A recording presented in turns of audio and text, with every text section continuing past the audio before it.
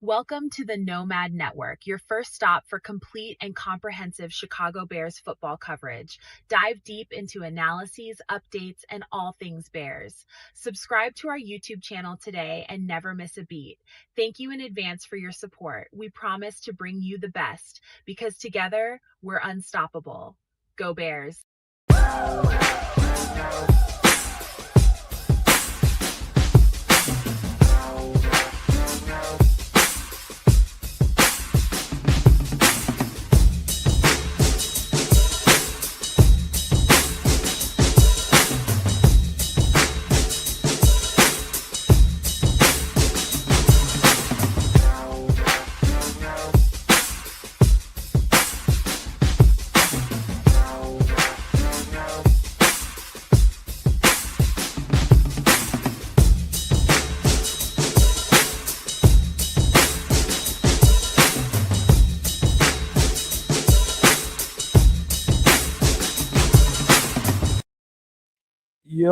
Yo, No Maniacs. Welcome into this Sunday night edition of Nomad at Night. And we got some football to talk about, quite a lot of it and quite a little of it because it's been less to no action happening for the last 3 or 4 days. And I've been trying to keep my eye on the movements or non-movements thereof all for since I've seen you guys last or heard from you guys. But wow, man, it's nothing's happening, but it just reminds me how we kind of ended the football conversation. I think I might have been talking to kids when I was telling them, I was like, it feels like they're saving for a nice move somewhere, and not Max Crosby or anything like that. I think he's in Vegas for the year. I'm talking about something. I don't know exactly what it is, but it feels like they're waiting on something. But there's been no real activity other than the re-signing of Jalen Jones, which I like. But that's been pretty much it. Ryan Poles has had a chance to speak, and I listened to his his press conference intently, listening to what the mindset must have been inside the building for what they were doing in this free agency period. And it sounds, I'm listening to him, sounds like me, Kids, and Trips talking, because he's saying exactly what we've been talking about over here on the channel about what's the intention of getting Neville Gallimore? What's the intention of getting, what's his name, Kentavious Street? Doesn't look like they really did much. But, if the people who have examined the tape, which I see Naj has. Examining the booty on spring break is really what Naj is up to. Shout out to Naj, man. Big ups to you. Thanks for coming through, bro. We got to have people looking at the tape, man. So you got us. We look at the tape for you, but I do encourage all the people that really, really get into this thing to go examine the tape as best you can. If it's just highlights, that's cool. Look at the highlights and see what you can gander from it. But if you want to, man, you can go a little deeper and start watching on YouTube some rep counts. So just go say Atlanta Falcons defense versus whoever, and whatever is gonna pull up multiple games for you. And then you can get rep counts. You can see what somebody does play in and play out, what's consistent, what's not consistent. Just a little tape tip for you. But you can watch more than just highlights, man, just to get a thorough analysis of what we have. And I do believe we got a whole lot better up front. And when I say better, I mean more explosive. And I think we needed that. But we'll get into that conversation in a little bit more. You guys, I'm going to knock on wood right now, but we are in the midst of a storm. We've been in the midst of storms over here for the past week. And we're in the midst of one right now. So hopefully everything will hold up. But man, it's been, let's just say life be lifing around me right now, man. It's just rough. And so without further ado, man, let me pass it on to Canada and see what the Canucks got to say, man. Alley-oop tonight, man. What you got? Well, we're going deep tonight. We're going deep. Welcome in. Welcome to another Nomad Live, Nomad at Night. Thanks for coming through on a Sunday and spending your time with us. Big ups to Mike, guys here, Sports Chicago Style, Nomad Network, and definitely at Kez the Canuck right here on YouTube. Give us a like, share, subscribe, a little bit of follow, comments, all that good stuff. Help us each grow our channels exponentially.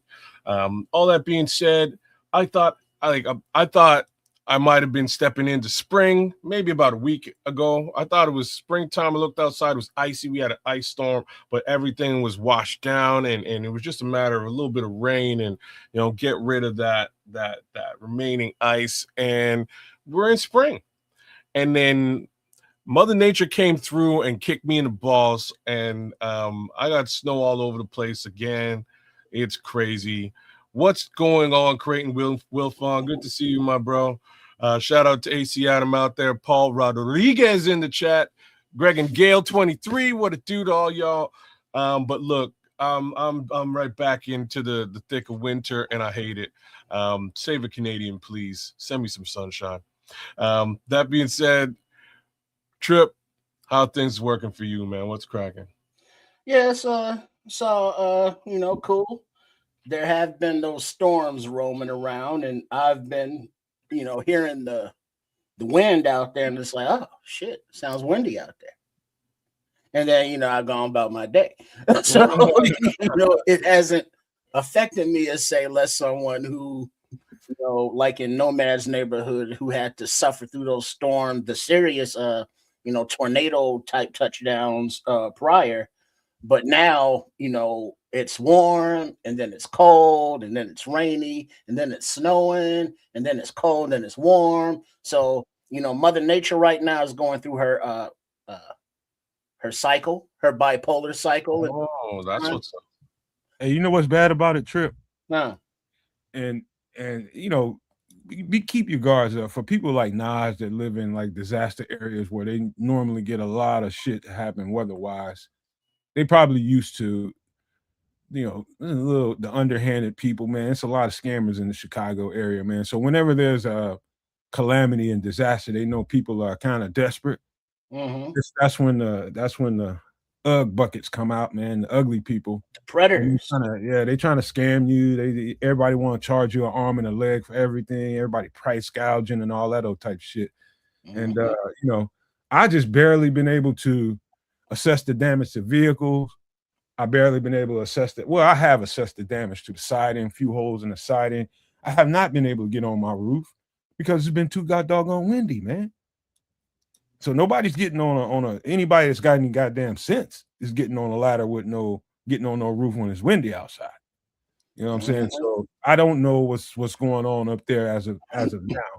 But you got scammers running around trying to take advantage of everybody. And I don't live in the best well-to-do neighborhood. So, I hate to see that when around people in this neighborhood where people just struggling trying to get by. And guess what, kids? Here in America, we don't have that brotherly maple syrup love like y'all got. Oh. So, not only the scammers, but just your regular stores and places like that. If there's a flood, they're gonna raise the prices of the boats or the sandbags. If there's these kind of things, they're gonna raise the prices of the plywood or the nails or the other supplies that you need. Those prices are going up, kids. They're gonna gouge you. Yep. Shout out to Ron Menards. He just re-upped his membership, man. We love you, bro. Thank you. Ron. Yeah, capitalism is fun. They'll do that here in Canada as well as raise the taxes. So we're right there with you. I don't know if you call it like capitalism. Capitalism to me has a personality, and this ain't that. I don't know what that means. I've met a lot of capitalists, but I mean, there's got to be some level of fair play, man. I just like to take somebody like that. Like somebody called me today about my roof, wouldn't let me get off the phone. I'm just like, dude, I don't like to be rude, but I'm about to hang up on you, your wife, or whoever this is talking to me. Get off the phone before I hang up on you, man. I catch somebody like that running around my neighborhood. I'm tempted to snatch his ass on the side of my shed and give his ass one.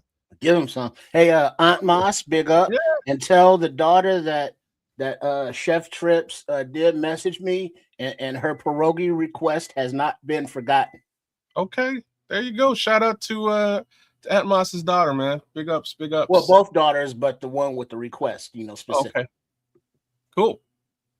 But yeah, Yeah, I don't know, man. You know what I mean? Like there's you're such an optimist at the end of the day. You're looking for some sort of level of fair, and God willing, there was a time when I used to be searching for that rainbow, that pot of gold and shit, but I ain't found it. I ain't even found a leprechaun.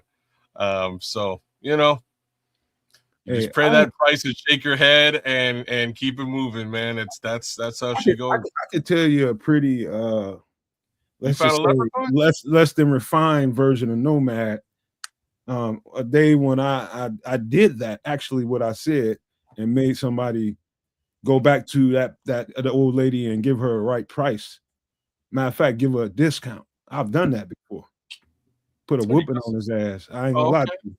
okay. Yeah, Well, you ain't gonna do that. You ain't gonna do that in my neighborhood. Not to know old people I know. I've been knowing my whole damn life. I'll whoop you.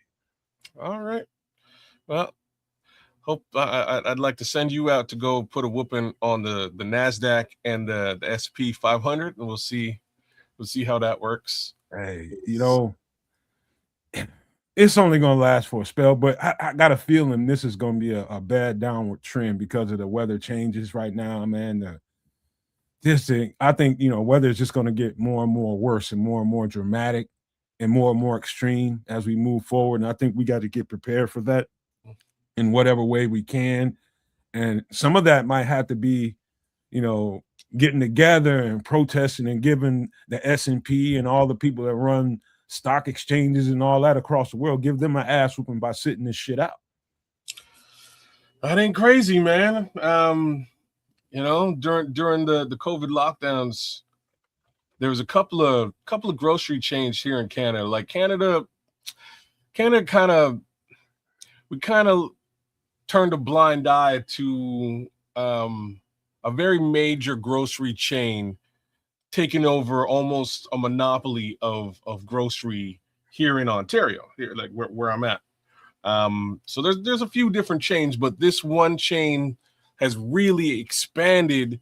And as soon as it was lockdown times, man, I walked up in the grocery store and I never seen prices like this before. And like I was like, this is crazy. Um, I could go to other stores and find relatively normal prices. But this one particular chain was just like, yo, y'all want to come through? Screw all y'all. Then that was just the mentality, to the point that people publicly had to stop and go, wait a minute, like, is it just me or are these prices crazy? And collectively, the Canadian folks in Ontario stopped and went, we have to boycott this joint. Like we have no other choice. Nobody go to this joint. So people stopped going to the spot. Politicians got involved. They're like, yo, y'all need to lower the prices. And like, what was crazy is they just lobbied the hell out of it. And was like, we didn't raise the prices. Did you? You know what I mean? Like, just gaslight, wax on, wax off, and then lobby. And they were more or less able to maintain those prices right up until now. Like, I wish I could say that the moral of the story was they complied. They did not. You know what I mean? They did not comply. The They said, fuck all y'all. Yeah, straight up. That's the moral of the story, right? That's the moral of the story. But everybody else was like, cool, you know what?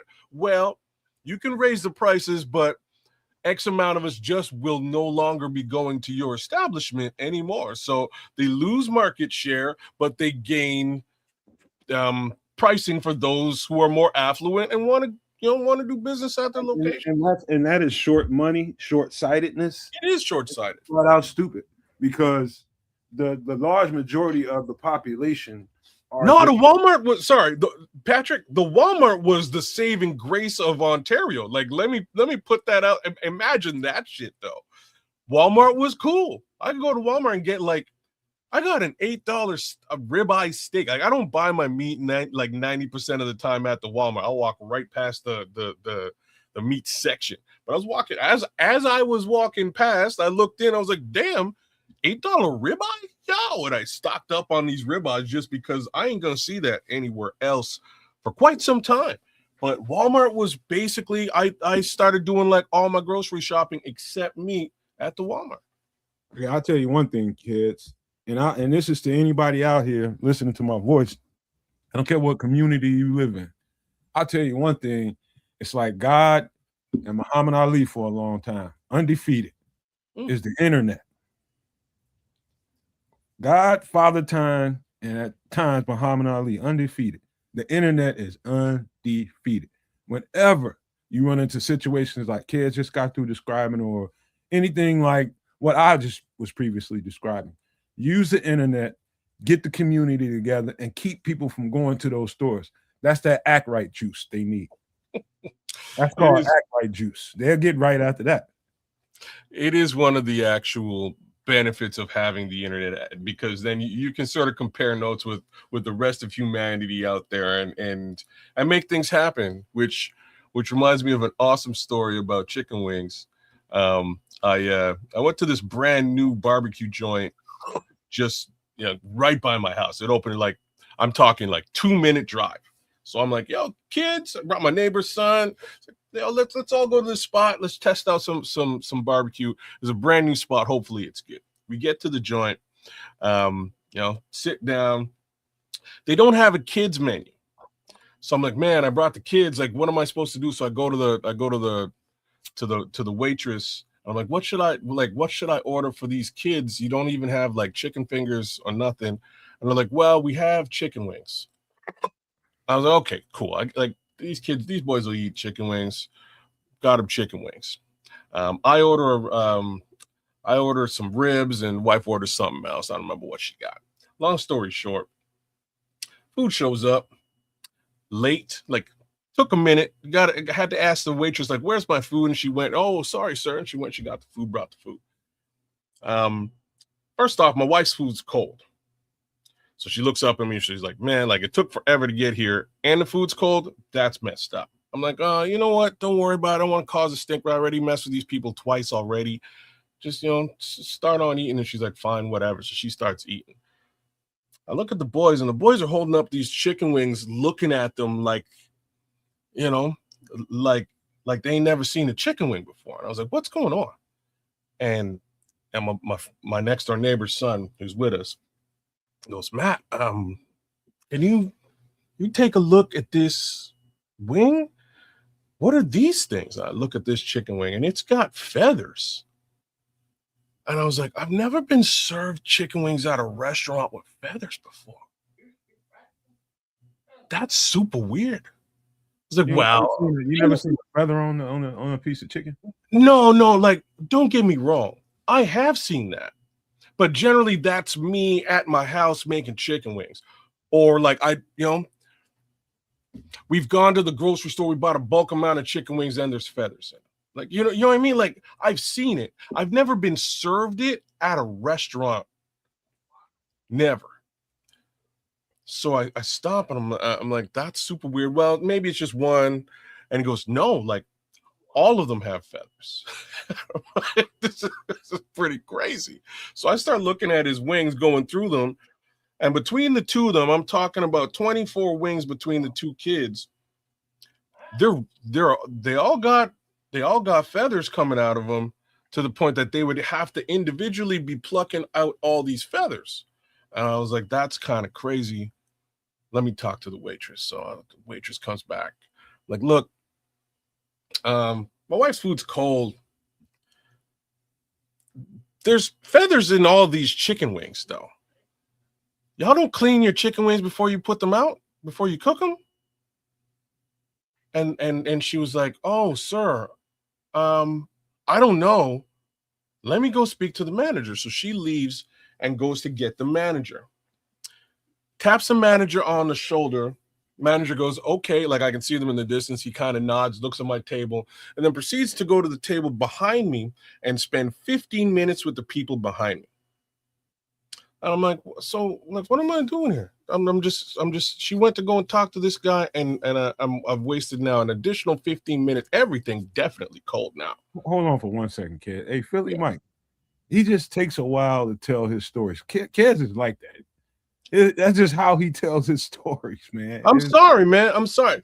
Moral of the story is, chicken wings got feathers. I ain't paying for a damn thing. So me and the managers start talking, and we start like we're cussing each other out. I'm like, bro, there's no way I'm paying for any of this. I haven't eaten any of this meal. I'm leaving. So I pick up and I leave. He comes racing out the door, and he tries to square up with me. I'm like, okay, like we can go. Me and you, we can go. Kids, get in the car. We can go. He's like, I'm calling the cops. You can't leave. I'll fight you if I have to.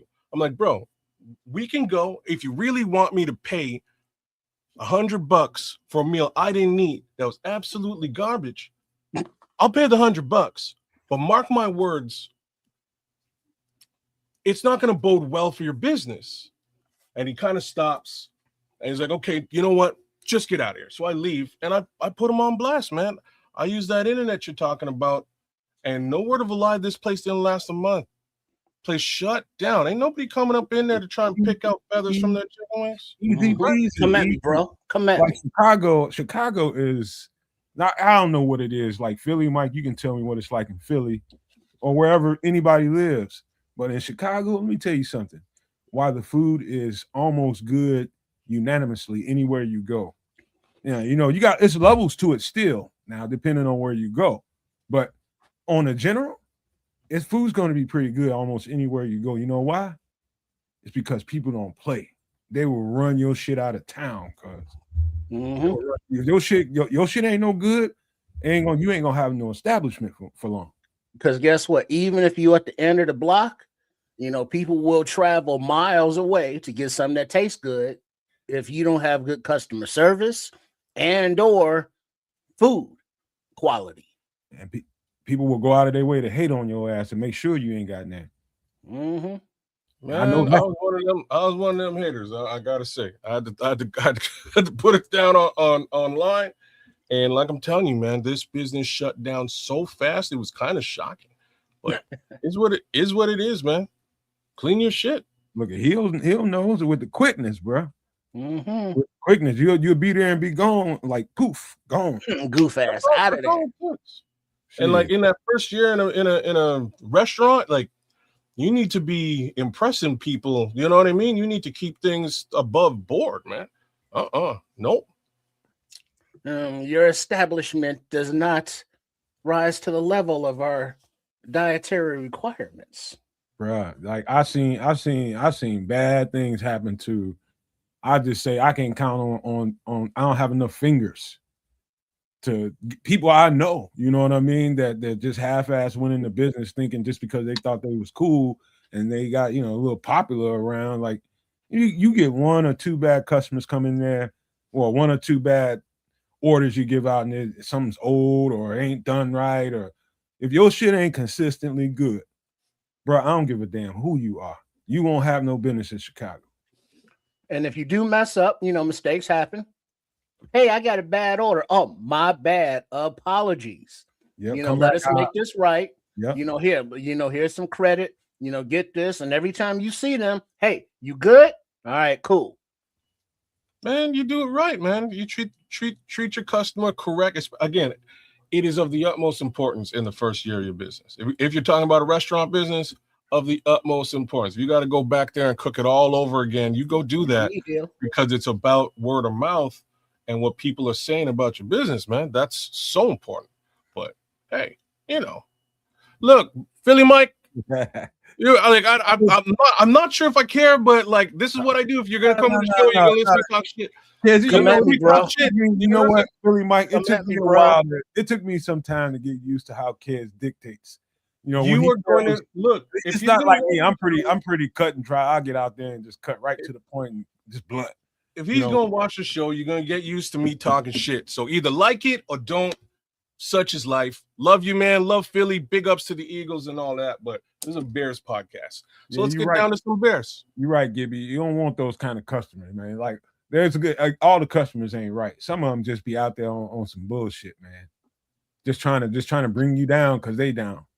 You know, but you know, and then there's truth to whether or not your shit is consistently good. You might go in there one day and get something that's the bomb.com. A week later, you go in there and get something like, man, what the F happened? And you talk to somebody else, man, I went in there the other day too. That shit was garbage. And then you start putting two and two together. More and more people start talking about it. Then You got some splaining to do, bruh. Not explaining, some splaining. You better get your shit right quick, or you won't have a business. But you know what? Let's I think that's good for the pleasantries, man. We talked about enough. Let's get right on into. All right, let me just pose this question. I know Trips is going to be the most talkative here, and so I'm gonna just get this one to you first. Are you a little perturbed by the non-movement going on thus far to this point? Am I perturbed? Yeah. No. No. What? Come on. Okay. Well, here are the options. I try to wear many different hats. Make sure you're subscribed at RRSCS Sports Chicago style, and maybe you can understand if you know kind of thing. But also make sure you do subscribe to the Nomad Network as well as the Canuck, because we are streaming on 3 platforms right now. And I will tell you why I am not upset that bigger swings were not taken in free agency. All right, answer. Swings at who? All right, well, Hendrickson was a free agent. That fool got $30 million, you know. Yes, the Bears could have made moves, restructured some deals, kicked some money down the road, a little something, you know what I mean? And hollered at some agents and woo. You know, can we get a hometown discount? No.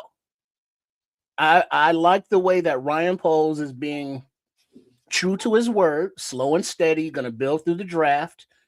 We want young infusion of players that fit the schemes, faster, still talented, more versatile. We don't have that. So we got to replace all of that, depth included. The free agency period is good for those depth pieces. You know, like Gallimore, you know, like Street. Whereas you find a nice gem, you know, in a Bush as well as a Bryant. So you got a little bit of each. You got a trade for Bradbury, the new center.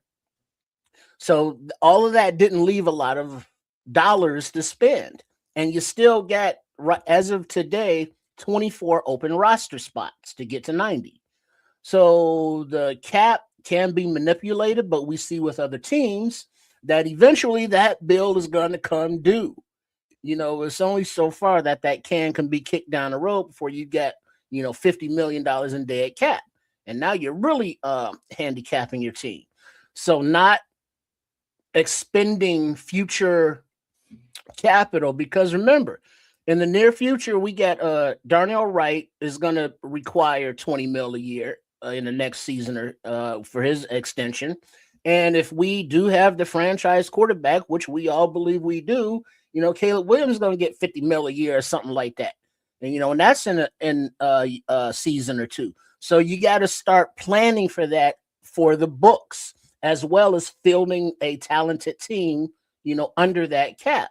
So you have to be frugal, if you will. I know people don't like that word, but contrary to popular belief, where people is like, well, you got a rookie quarterback under, not a rookie quarterback, but a quarterback under his rookie deal. It's time to go all in and spend some money. And it's like, nah, that's not the plan of this front office and Ryan Poles. This was Ben Johnson's first goddamn year. Why is it all in now? No, let him get in, let him get the roster he wants and Dennis Allen wants, and then grow from there. It may not be on that same schedule that people like with the rookie quarterback deals and all that, but it is what it is. Oh, trip. As long as we have a team that is cap compliant, full of talent at, you know, the majority of the positions with young up-and-comers. Because remember, final point before I pass it to kids, we trust this staff or don't we? That's the question. Do we or don't we? We saw the contributions that the last draft class had, you know, from top to bottom. If we trust this staff to develop young players, give them the young players they want to develop. And in a few years now, we're talking about, yeah, well, we want to re-sign this guy, but we can't afford him. So now we can flip him for picks, and we'll keep this guy because he's a stud. Let the staff and this coaching staff identify and develop these studs, which is what we're dependent on them to do. So this is just a carry on from, hey, let Ben Johnson do his thing and trust him. Now, will the defense maybe take a little bit of a step back next year? Well, that's kind of hard to do because let's remember the defense was ass last season, except for those turnovers. So let's, maybe depend on the offense a little more to put up maybe a few extra touchdowns a game while the defense comes along, gets young, hungry, and cohesive, and then we can go from there and we can take the goddamn North and never give that shit back. So you got to do that slow and steady through the draft, and that's what the hell we doing, and I like it. Well, before you go, kids, let me answer this question. Ron, good. I was going to pose a question back to you, but go for it. Well, because Trips asked me this late or somewhere mid-show Wednesday night. I think he asked me. He says, and Ron says, how would you grade the Bears free agency? And that's with 24 open roster spots. And I'm glad Tripp pointed that out.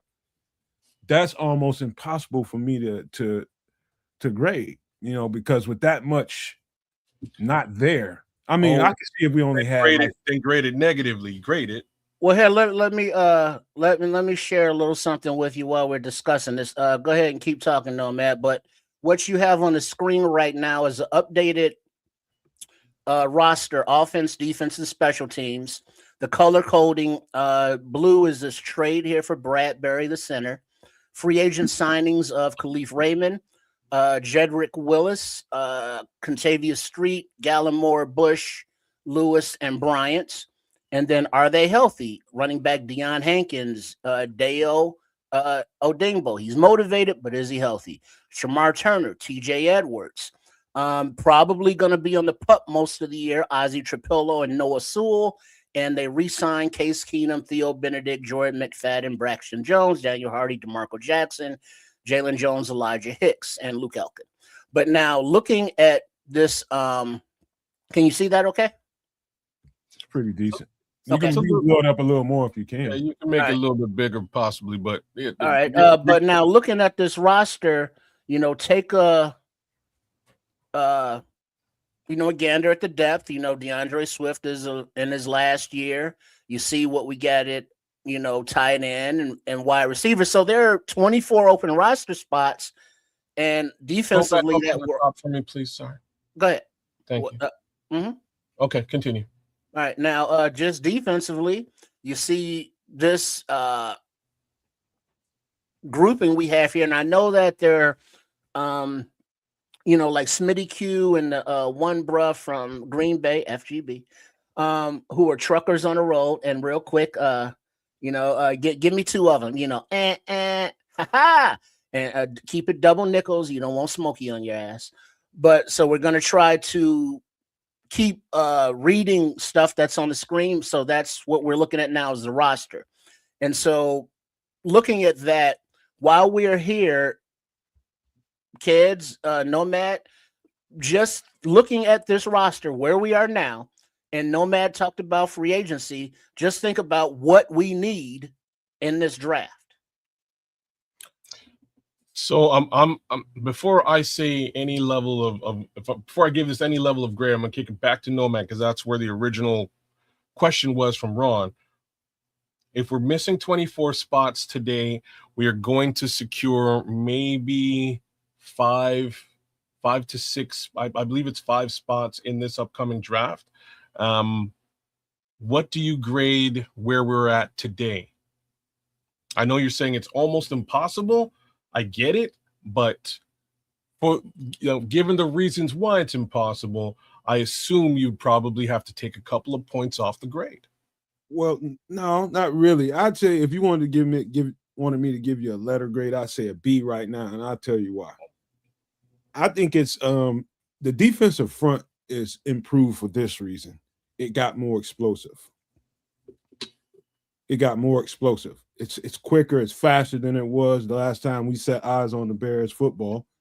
And that's more, let's just say it's a multiplicity of beneficial for everybody around those guys that are, I'm talking about the edges.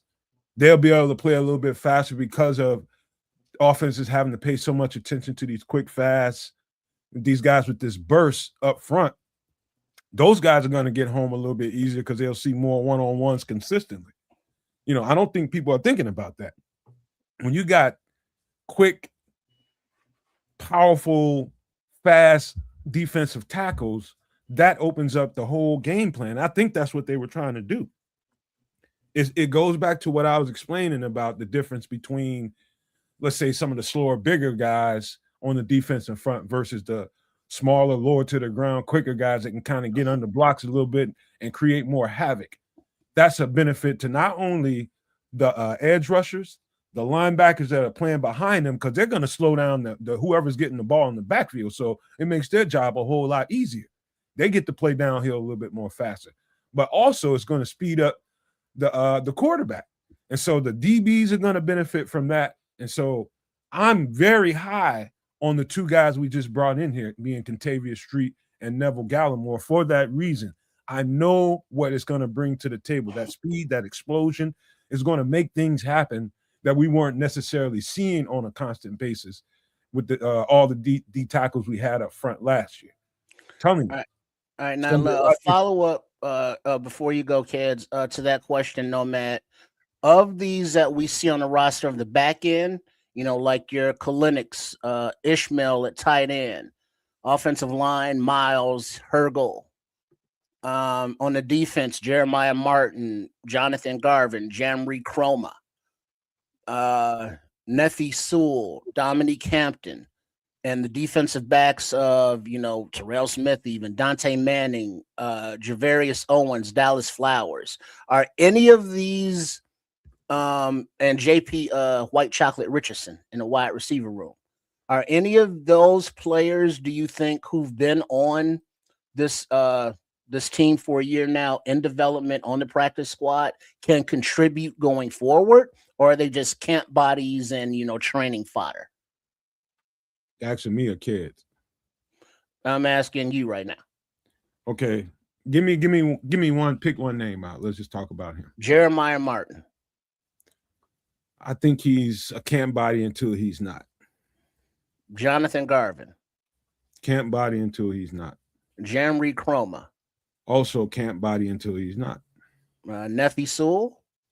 I think he sticks because he's been in Dennis Allen's system. He knows how to play it. I think he brings some more speed to the position. It's going to be a good body to have with his brother being down this year. I don't think Noah's going to play this year. No, he tore his Achilles, pretty late in the season. So yeah. Dominique Hampton. Bigger upside than you think. I think they got a steal here. If they can keep him on the roster, which I think they have to, it's one of the guys I think they're trying to make sure that they don't overload this roster with and not give him an opportunity to play. It's one of those guys to pay close attention to come training camp. All right, Dante Manning. Camp body. Javarius Owens. Camp body. Dallas Flowers. Let's just say camp body for now. And we know they just brought back Jalen Jones. He's good on special teams. Mm-hmm. Cameron Lewis, who we just signed, obviously, Stan. Where do you see Terrell Smith contributing this year, if at all? I think if he's healthy, they expect him to produce at a high level. They're going to give him every opportunity in camp. I think he'll be another one of those Elijah Hicks kind of guys. We're going to hear about him day in and day out, him making plays. And depending on how well he comes back from whatever he was going through, I can't even remember. It's been so long. But if he comes back healthy, I think he'll get some spin on it. They'll give him first team reps just to see, what he looks like out there. I think, let's just say a guy like him could be a reason, depending on what he's looking like in the training room. I'm surprised they haven't approached Jalen Johnson for at least a contract restructure. Why? Or field some trades because of some of these guys they have out there. He can help give some money. Oh, but these guys don't need money though. No. He could help provide some cap relief by not being on the roster. Now, I'm not calling for it. I'm not calling for it. I'm just saying I'm surprised. Right. It could happen. But now with all that said, kids, the breakdown of what we have, what we need, and Nomad's thoughts on, the possibilities of what players can contribute. If you are making a list, and right now, even though we are doing this for the Bears, right now, Nomad is Ian Cunningham, and you are Matt Ryan. So if you are making a list for the draft for this team right now, what position, would you need, and how many per position? Well, Paul did me a favor here. He's basically giving me the entire list.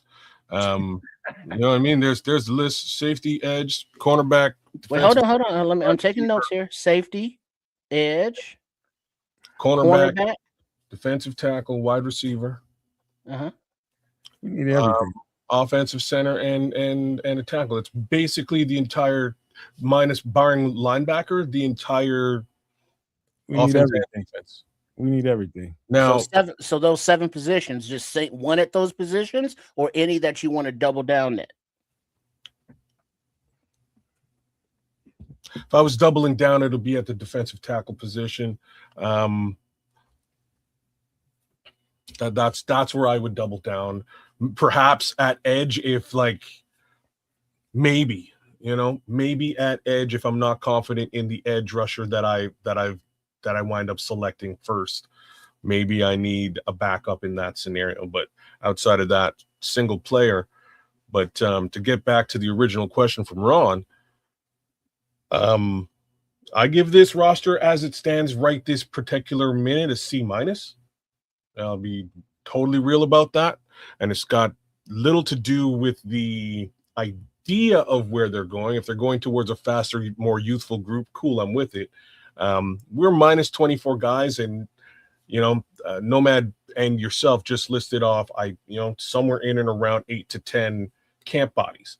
So they've got a lot of work to do to really structure what this, what the 53-man roster is going to actually look like. I honestly don't. I don't believe. Take it down for a second, so we can have a conversation. Just take it down for a minute. Mm-hmm. Sure. Go ahead, keep going, kids. Yeah, I'm just saying I don't believe that that we're very close. Well, sorry, I don't believe that many of the bodies that you just mentioned, many of the names that you just mentioned, are actually going to be a part of that 53-man roster. So there's a lot of work. There's a lot of work to be done, and I don't think they're doing very much in free agency moving forward. I'm looking at the available cap space right now as far as Spotrac is concerned, and we've got about $2 million. Yeah, there's about $2 million to spend, and people still talking about damn Max Crosby. Man, y'all don't shut the hell up. Well, they ain't no Max. No. They ain't no Max money. Crosby. They ain't no Max Crosby coming to Chicago. Not with that $2 million. I don't know. I'm not entirely certain what the aversion is. It's, a certain Mr. Schefter alluded to the fact we broke, but I don't know if that is truly a fact. But he definitely alluded to it. That's a conversation to be had. I don't really want to go down that road because unfortunately I just don't have that kind of insider information as to whether the purse strings have been tightened. You dig? All I can say at this present moment is a couple of things. The first one is we got faster, which is good, at the detriment of the people who actually got us interceptions last year. So 6 of one, half dozen of the other. I'm not sure which one is preferred. Clearly, speed is preferred at this present time, and that's what it looks like.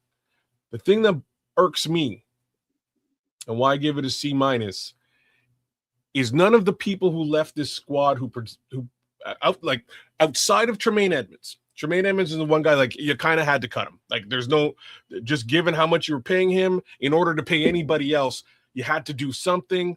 The 2 things you had to do was trade DJ Moore, free up cap, and cut Tremaine Edmonds. It's just what you had to do. But the remaining guys, who all contributed in some capacity, not a single one of them left this team for much more than they were making on the team. So in that opinion, in that respect, they could have been retained. Now, what Brad Biggs and a few other folks have said out there, and again, shout out to Brad Biggs because he is an insider and knows a hell of a lot more than I do. But here we go. What Brad Biggs alluded to was the fact that, so you look at the market for these guys and what they were able to get on the market, and this is like the respect that the NFL has for these players. This goes to show, how thank you, like how good these players are, again, from a visage perspective across the NFL. And that's why you get a $5.5 million contract when you leave, or that's why you get a $5 million contract when you leave. 1 year deals. And a 1 year deal. Now, I am going to say this, though. When it, and this is what's not being taken into consideration. When a team cuts a player or lets a player languish from a contractual perspective, of course, the NFL visage is going to be negative, right? If you let your Pro Bowl safety just walk without really negotiating with him, folks from an outsider perspective are going to look at that and go, well, why should we negotiate with this guy? Why should we offer him? His own team wouldn't offer him. Nashawn Wright's own team wouldn't offer him. Jaquan Brisker's own team wouldn't offer him. So therefore, the negative, the negative view would resonate across the 32 teams. So they're going to go, well, if they're not going to retain you, we'll throw a couple of bucks at you, see if you sign. Oh shit, you signed. Oh snap. Okay, cool. $5 million, no problem. 1 year deal, no problem. We'll see how you do out there on the field. And that's part of my issue with the comments that look at the way that the 32 teams view these players. I highly disagree with that. I believe all three of these players will have stellar seasons next year, and we're going to be like, okay, we could have killed him for $5 million. Let me help you out here, man. And I'm going to take you guys into my mind and what I've been thinking about this whole time privately. I'm going to open my mind for you all, kind of get into a psychological mindset here. And I'm going to go back to, the NFL has always been and always will be a copycat league. They see trends and they copy what the next team is doing. And they just seen a young ass team like the Seattle Seahawks with a young roster take it the whole distance with the stellar defense and depth.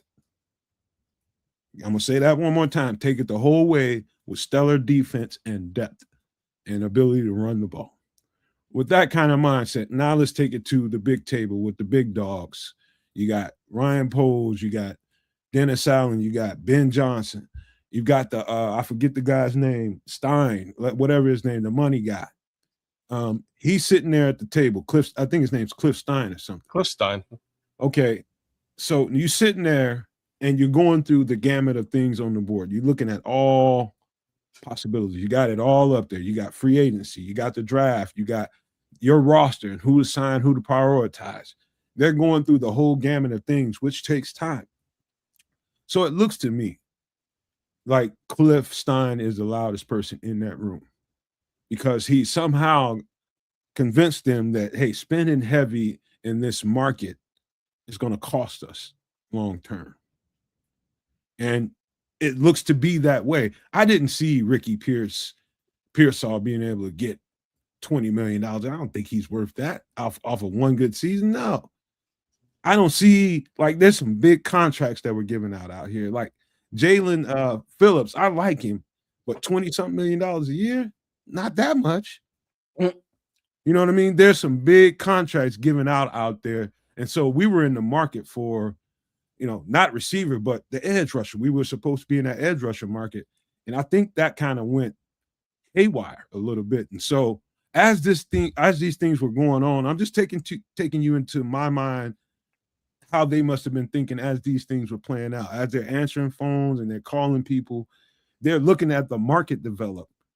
And somehow I think Cliff Stein was able to keep them off the ledge because the market was getting rich. Hey, where's Mr. Jewish?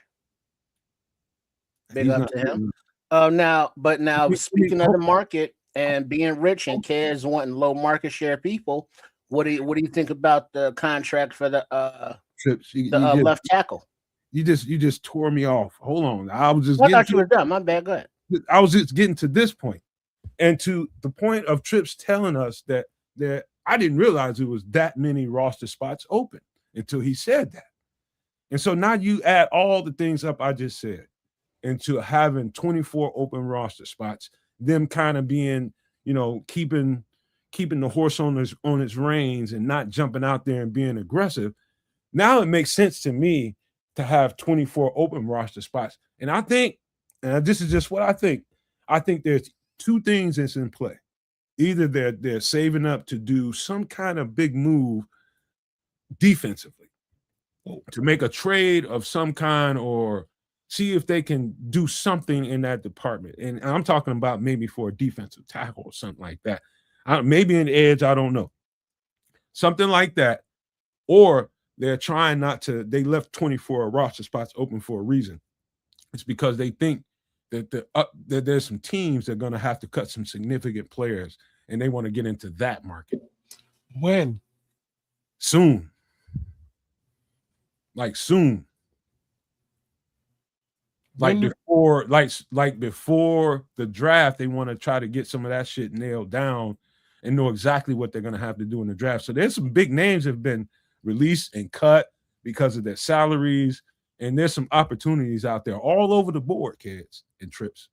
So just keep that in mind. I'm just trying to take you into, do the 3D chess that I think they're trying to play. They're trying to play a long game, trying to keep the roster young, but trying to keep options open for some of these opportunities that may come about. And they wouldn't have happened for you if you would have got aggressive in free agency. You see what I'm saying? No, I don't. I'm not sure, but I'm not going to refute what you're saying either, because I would have to see what you're saying actually play out in order for it to make sense to me. But you see what's plausible here. No, from a plausibility perspective, I'm with you. I just don't like the only time that I'm really under the impression that players are going to come falling off, will be falling off, will be at that 90-man cutback, right? You know what I mean? Like you're allowed to bring on 90 players to your squad just before the season, and like there used to be like a weekly or bi-weekly cut where you would gain access to players like that. They don't have to. They can hold close to the vest until August 31, and then drop everybody on August 31. You got to now sign 24 odd players to round out your roster when those players are available.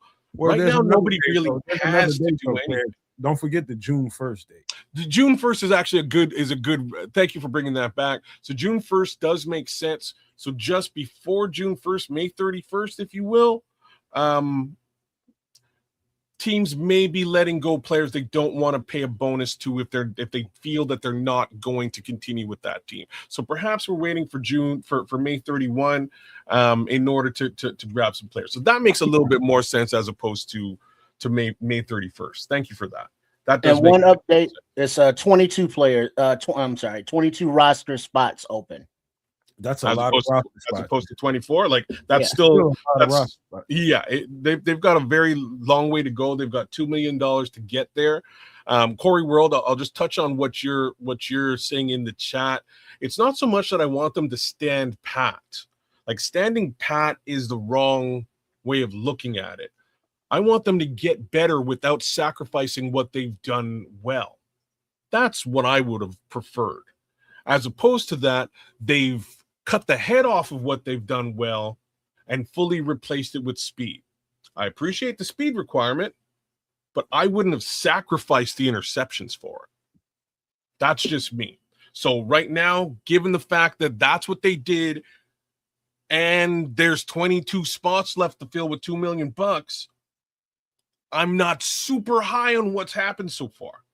There's still a lot left to be done. Perhaps my grade will be an A at the end of this, but by the time we move towards the season and or after the draft.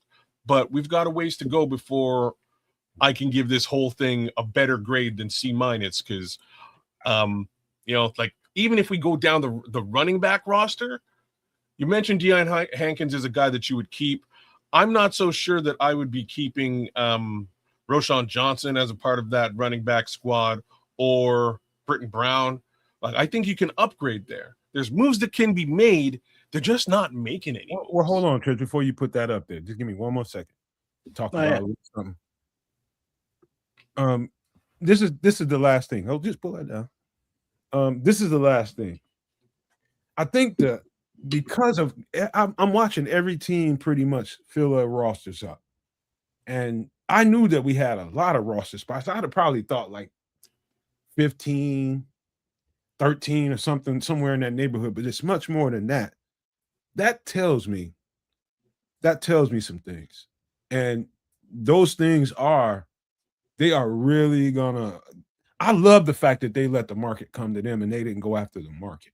I love that because you can really hamstring yourself by trying to do what everybody thinks you ought to do instead of, and at the same time, you could also hamstring yourself by not getting yourself real strong. You know what I mean? I think right now, financially, they're trying to get themselves into an advantageous spot. And I think that June 1st destination for a lot could be, I think they're going to get some guys in here. They're going to sign probably a few more guys. They're going to draft. They're going to get these guys in here in rookie mini camp. They're going to bring the vets in here and see how that looks. And I think it's going to be a lot of activity after that. Okay. That's what I think. Okay. And just remember this before we get into what Trips is trying to do. Just remember this.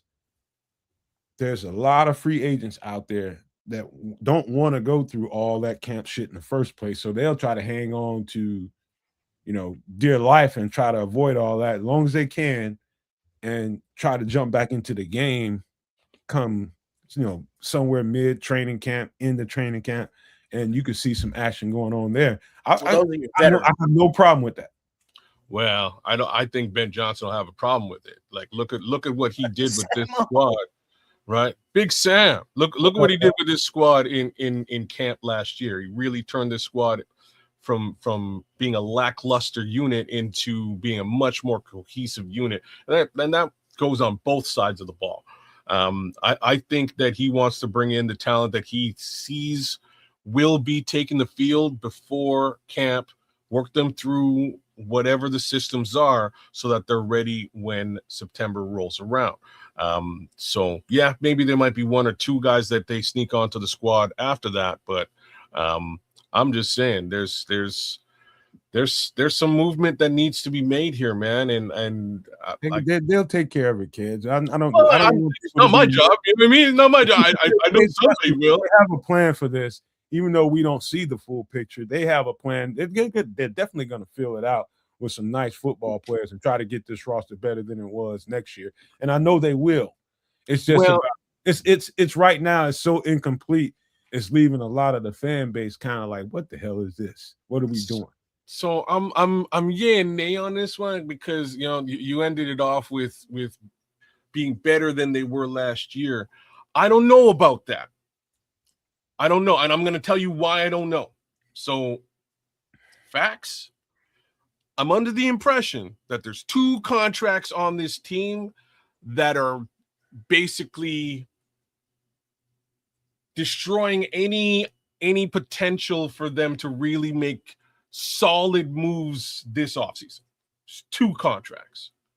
Nothing they can do to get out of those contracts until next season, so they're going to make do with what they can do. Right? That's kind of the way that I'm looking at this thing. I just don't there's no way they can get out of those 2 contracts. Tough. But they made a couple of bad deals, man. They made a couple of bad deals, and it's sort of coming home to roost. Is it so bad? No, I don't think they were bad. I don't think you can outright call them bad deals because you didn't get the performance that you. No, it's not. It's actually got a lot less to do with performance. It has more to do with whether you can maneuver out of the deal now, right? Like if you can maneuver out of if it was a 1-year deal for either one of these particular people, cool. You're out of the deal. If it was 2 years and you can manipulate your way out now, cool. You can manipulate. You can cut your losses and away you go. It's longer than that. There's nothing you can do. You're eating dead cap. Like I'm not even I'm specifically not naming names. Y'all know who the F I'm talking about. But at the same time, I'm not talking about their, statistical quote unquote performance on the field. I'm not even taking that into consideration. I'm just saying, can you manipulate your way out of that deal? Can you cut bait and run and do something else? Nope. You're hamstrung. Hey, man, listen, football is football and it'll always be football. It's a performance-based business. You get paid for what you did last year. It's just the way it is. That's just the way it is. And anybody that doesn't like that, that's your personal problem. But people get paid for what they previously did. And if you don't get the production right away out of a contract that you signed, doesn't mean it's a bad contract. It means that football, is violent, it's cruel at times, and people get hurt. And all the people that like Grady and like Dio, the people are complaining about those contracts. I get it, man. I'm saying this to you. We got Grady knowing that he just came off of a surgery. And he really needed a year to really rehab, but he played the year on out. Really, he needed one.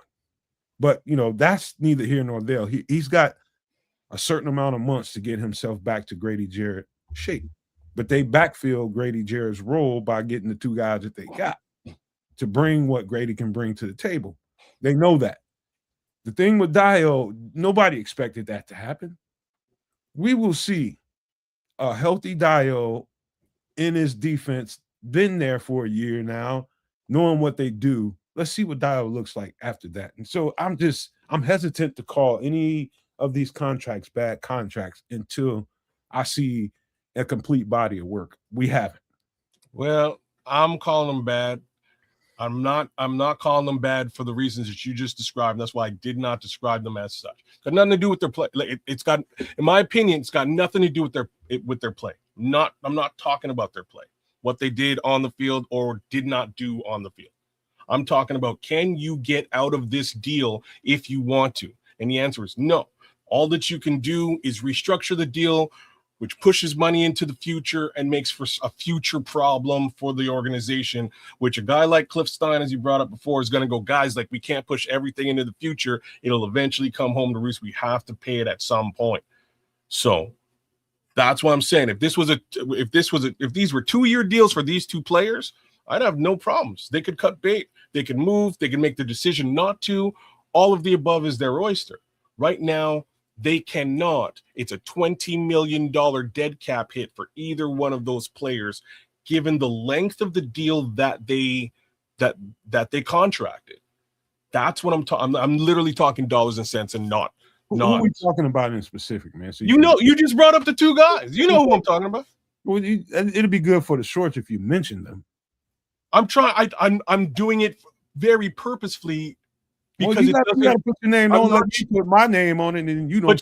But you did. You put your name on it. I'm not trying to talk. You wouldn't. I only did that me now. I'm not trying to talk ill about these two players because I don't believe that. But you don't want to be on a short and be wrong. It's got nothing to do. Why would? No, I don't give a shit about that. Actually, you might. I've been wrong a million times. I'll be wrong again. You and I'll admit to it. And all three of us are one. Plus Samo, we all one. So whatever you say, we got to live with it on the channel. So that's fine. Like I say, I'll follow my own sword. I'm a big boy. I'm not afraid of that. I'm saying straight up. I'm trying to do the thing that you always do, and that is like, not talk trash about a player when I don't have to talk trash about them. I don't have to throw darts at, you know what I mean? I don't have to throw darts at these particular players. There's no reason for me to do that. I'm talking contractually what Ryan Poles signed with those players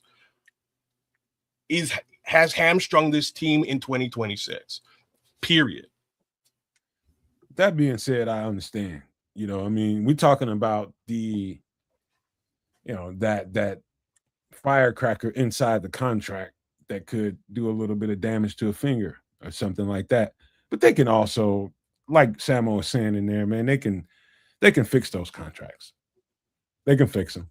They can't.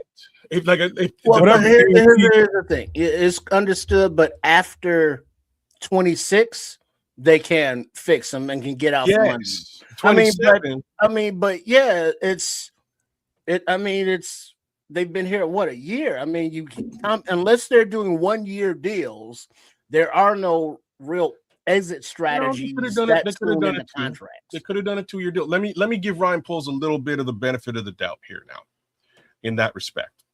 Benefit of the doubt is I'm not sure he really came into this season thinking that this team that he'd assembled in 2025 was going to go as deep as they did and do the damage that they did. These guys were long-term additions to the team, and that was his idea initially. I want these guys around for a long period of time. Oh, snap. Without these two guys for the better part of the season, this team actually got relatively deep into the playoffs. That's wild. Hey, I got a question for both of y'all before we get into what Trips has got cooking up for us. I got a question for you. I'm gonna list a couple of guys. We talking about rework contracts. We talking about Grady. We talking about Dial, possibly Montez Sweat and Jalen Johnson. Of the names I just mentioned, who do you think would be the least likely to have his contract restructured? Because you got to remember, these are signed contracts on both sides. They agreed to terms. And so the player has to agree to have his contract reworked in the first place. So that's not just, you'll walk up to your locker, hey, Jalen, hey, Montez, we're going to restructure your contract. No, we're going to ask you if you could restructure your contract. So of the names I just mentioned, who do you think is least likely to want to restructure his deal? Least likely want to?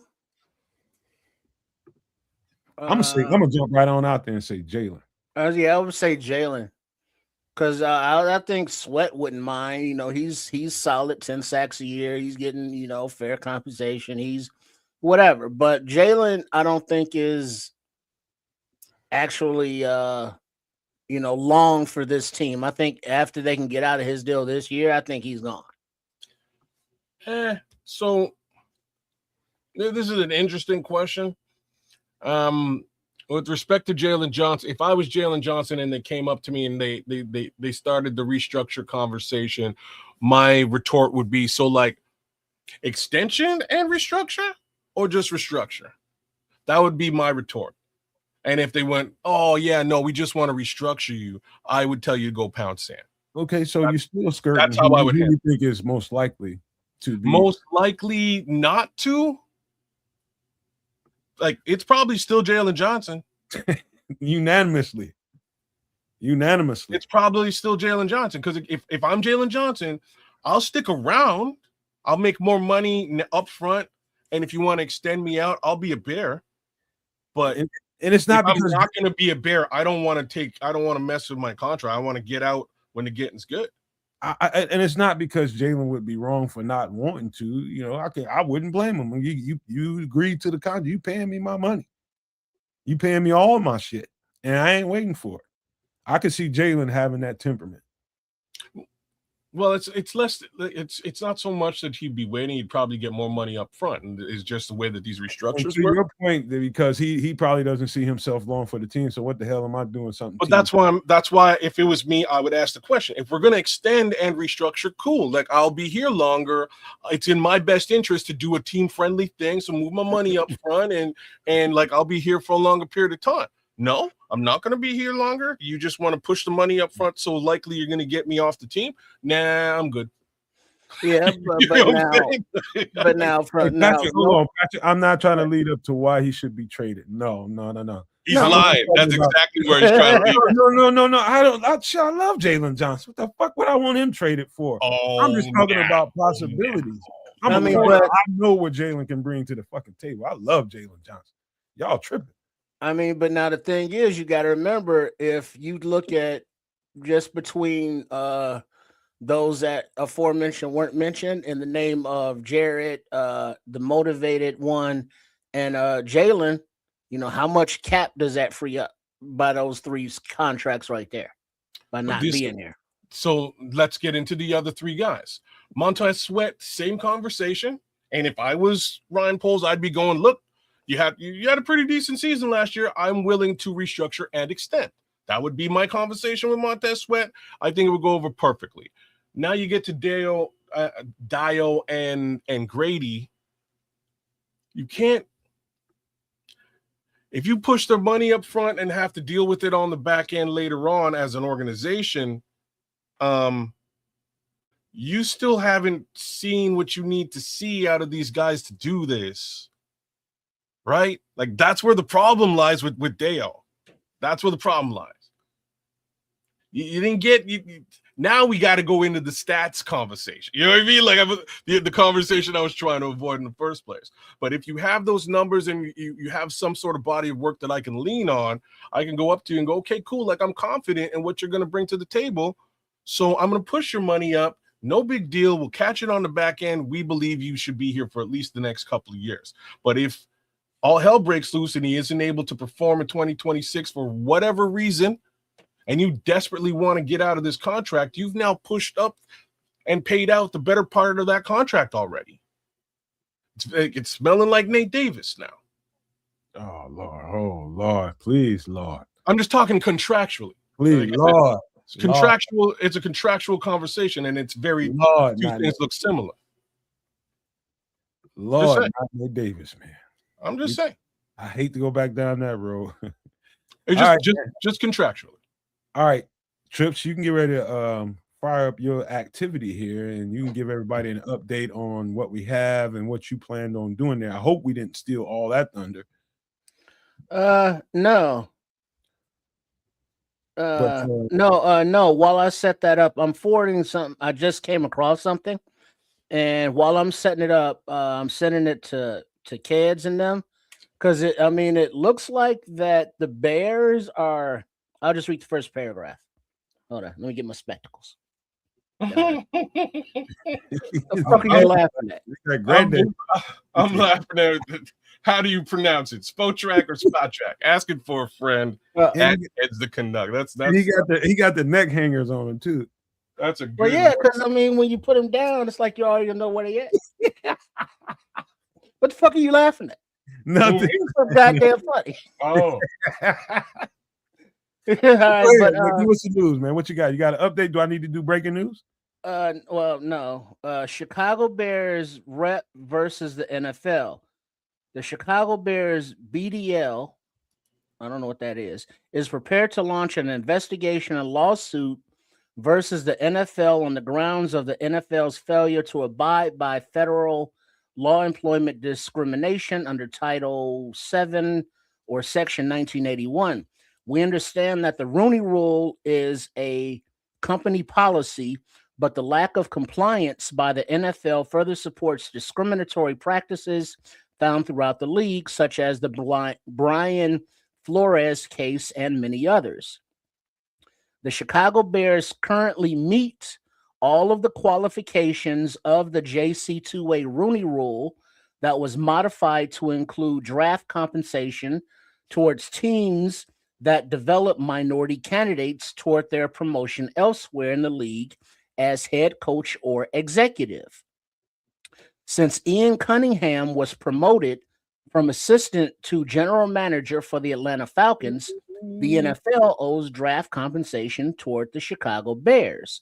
But the NFL and Roger Goodell have refused to abide by their diversity policies. On what grounds is the precedent being set on? The Chicago Bears are a family-owned organization that have truly lived up to the NFL's diversity policies willingly. The Chicago Bears is one of the original football teams that has been around since the genesis of the NFL. The Chicago Bears are not involved in any illegal activities that may forfeit draft picks, such as tampering or Epstein allegations. Though we find it odd that teams involved in these cases still maintain all of their draft capital. Thus, our team of lawyers want to understand on what grounds did the NFL break its own diversity policies. Why are the Chicago Bears losing their draft compensation? Falcons executives and team president Matt Ryan has stated multiple times that Ian Cunningham is in charge of football decisions and operations. We demand answers from the NFL, the NFLPA, and the Department of Justice Civil. The NFL should be representation of people from all backgrounds. It saddens me that we need to. It's more devastating, blah, blah. Give the Chicago Bears their draft compensation that they have earned. Their staff and organization is a model representation of what diversity looks like within the NFL. Okay, go back in that story, Trips. You Mm. said something about DBL term that they are using. They're filing this shit under some term. DBL. Yeah, the Chicago Bears B period D period L period is prepared to launch an investigation and lawsuit. So what is, I don't know what the BDL stands for. Bear Down Legal?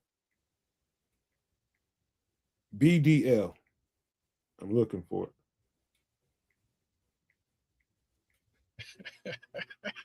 Oh, you just got that one. No answers from me because they're going to be off color.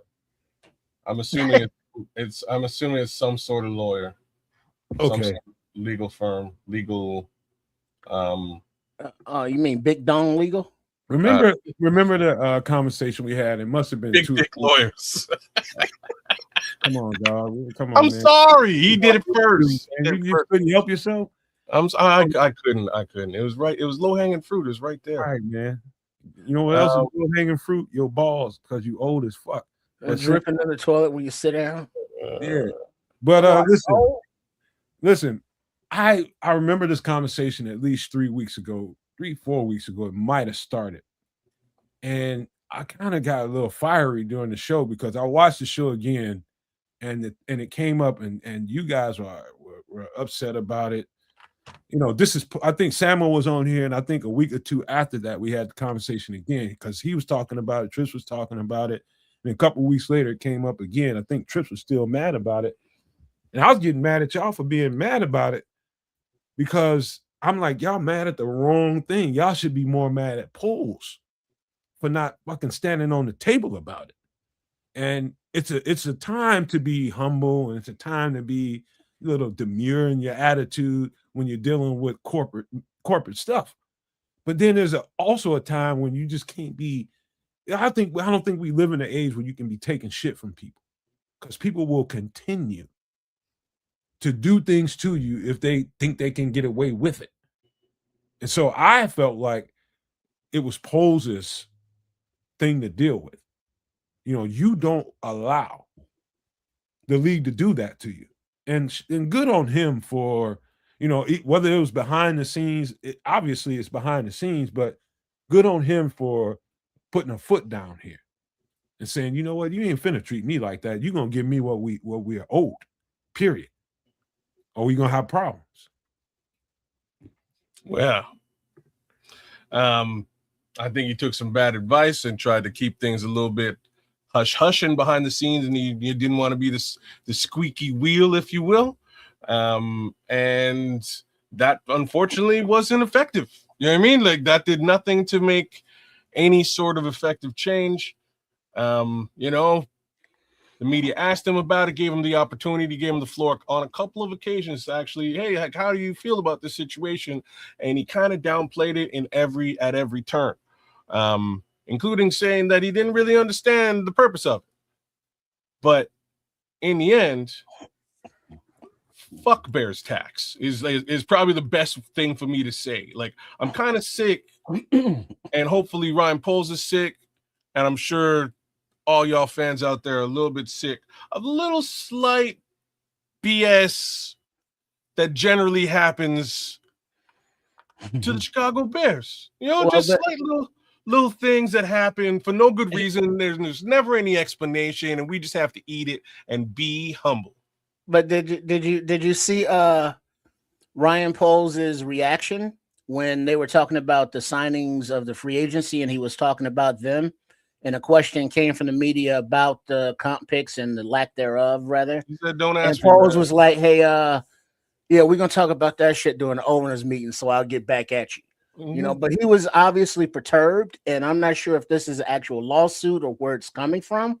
But from Poles' reaction during the free agency thing, you know, even though it's over in the eyes of the NFL, no comp picks for you. You know, I don't think the McCaskies and or Poles are done chirping about it. I think they should chirp, and I'm you know, I gotta give Ryan Poles some applause. Ryan Poles, Kevin Warren, George McCaskey, whoever all put put the brain trust together to go and fight this thing a little bit louder, because like the reason why I'm applauding it is the way that you read that, man. Whoever wrote that, I'm looking at it on X as well. Whoever wrote that down, it really reads like some straight up, like, racist is a great word, but very specific fuck you Chicago Bears stuff. Like, we just ain't giving it to you because we don't want to. And if we wanted to, maybe we're not giving it to you because of Ian and we don't want to support the rule. Maybe we don't want to support the rule because of Ryan or because of like, I don't really have a viable answer to like offset this besides the word racist. Like, it just screams, it's their own rule. Call it what it is, man. I'm calling it. You know what I mean? I'm calling it. It's your own rule. Well, how you just gonna go against your own rule and not give any kind of like, not have any kind of discussion about it? Just just like, fuck those guys. Yeah, we just supposed to just lie down and take that shit. Yeah. You just be humble, eat that, and we're gonna give 4 picks to the Steelers and another 4 to the Eagles. And I'm not trying to sit here and say that they aren't deserving of what they got, but gee damn, like, give the Bears what they deserve too. Hey, I like, all I know is this. I know that he was Post was getting hit. He was right in front of the the fire truck hose during press row when he was at the combine, and everybody was asking him about that because it's hot as shit at the time. It's still hot, but not as hot as it was then. And the ruling hadn't come down, and I can tell, and that's one thing. And he was still being a little humble, dismissive about the question, trying not to say much. But a little bit of time had passed since that, and they were into free agency. They finished free agency for the most part, the major signings, I guess. And he gave his presser. By that point, I can see when the question came up, I can see I'm like, I should be a freaking body language expert because I can read. That guy, you can tell that over time, people have gotten to him. People have talked to him. People have probably gotten to his ass about it. Because, like, dog, you can't take this land down, dog. You're a black man in a corporate world where they don't really want you. But here you are. You can't take that, man, for the sake of all things good for black people or any minority for that matter. Dog, don't fucking take this like that. You better fucking start making some noise, Jack, and making some noise quickly. And so he didn't actually do that, but I can tell he was perturbed by it. But they've been moving behind the scenes, and we didn't know it. Well, he wanted to speak at the owners' meeting and try and have some sort of a forum about it there, and clearly, nothing happened there either, which would then lead. Well, they haven't happened yet. Oh, when's the owners' meeting? Next week or the week after. Okay, perfect. So maybe they're just making a little bit of noise before that so that they understand that this is real. But here's why you bring the lawyers into this is this creates a legal precedent where anybody can circumnavigate the Rooney Rule moving forward. It's useless. All you got to do is hire a white dude over top of the black dude, and it's nullified. You do that at every organization. Fire your VP, fire your GM, bring in a new VP and a new GM, and it's nullified. Done deal. Doesn't matter what their color is. No comp picks are assigned. So you have to lawyer up here. You have to better call Saul and have the conversation because of this new precedent that they've put into place. That can't be moving forward. And it doesn't matter at this point whether or not you get the picks. It matters, but it doesn't. It's not more important than the principality. The principle is it's principle. Okay, let's get you on record. Let's let you tell your interpretation of what this rule is and what's supposed to be applied. Now we'll put you in front of the court and have you give rationale for why you did what you did and explain to the world, which the world will find out, exactly why you did this to the Chicago Bears particularly. And now you have to stand by those rules from henceforth. And that is the precedent that you need to uncover and have fully explained again in some sort of tribunal, so that again you can't circumnavigate this rule moving forward as a regular thing, as regular business. Like that kind of can't be. So the NFL walked themselves right into this one. I don't know, you're saying that the reception of the picks isn't the ultimate goal here, and I actually agree. I don't believe they're going to get any level of picks now, at least not for the 2026 draft. Potentially, maybe they'll get something for 2027 if all is well. Best case scenario. But at this point, the comp picks have been distributed. We know what they look like. I don't see them going back on what that distribution is for 2026. Yep. Well, there you have it. It's gone past the picks now. It's about precedent. Just like Samuel was saying, it's about precedent. Now it's about the principle of the thing. And we ain't gonna be the team that you rolled over to just be able to do what the fuck you wanted to do. No, we're gonna stand down. Mm-hmm. And I'm proud of the Bears for being willing to do that. I am too. I agree. All right. So as we move into the mock draft kind of thing, let's take a look, because I know like Samo and a lot of the people came in a little late. What up, Charlie, and everyone else? But let me take a gander here. All right, now looking at looking at the roster, 22 open roster spots, and somebody had a question. Do you think Tyson Bagent will be traded? Well, you got another story first. Samo wanted to know where you got that story. Kids, I'll send it to you. Could you? I got you, Sam. I'll send it to you right now. Okay. Yeah, Tyson Bagent. It could be a possibility because they had a top 30 quarterback visit or scheduled one with the Rutgers quarterback, Benangai's quarterback. So who knows? But looking at the roster, 22 open roster spots, and we took a little inventory. And so far on the draft list that they put together, safety, edge, possibly 2 of them, cornerback, defensive tackle, possibly 2, wide receiver, a center, and an offensive tackle. And if I'm correct, that is 9 spots, right? I didn't count them. I was looking at the chat. What'd you say, man? Yeah, that's 9. So, and that's what we're gonna look at now in the draft. We're just gonna do a draft, not a whole offseason, because the offseason is still being put together. Yeah, updated. There you go. So now we close that, and then we will go here. And now the only stipulations that I have, being realistic, I think that Ryan Poles, IRL, will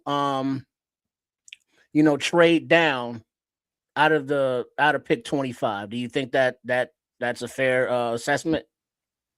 Well, I don't know. It's hard to say now.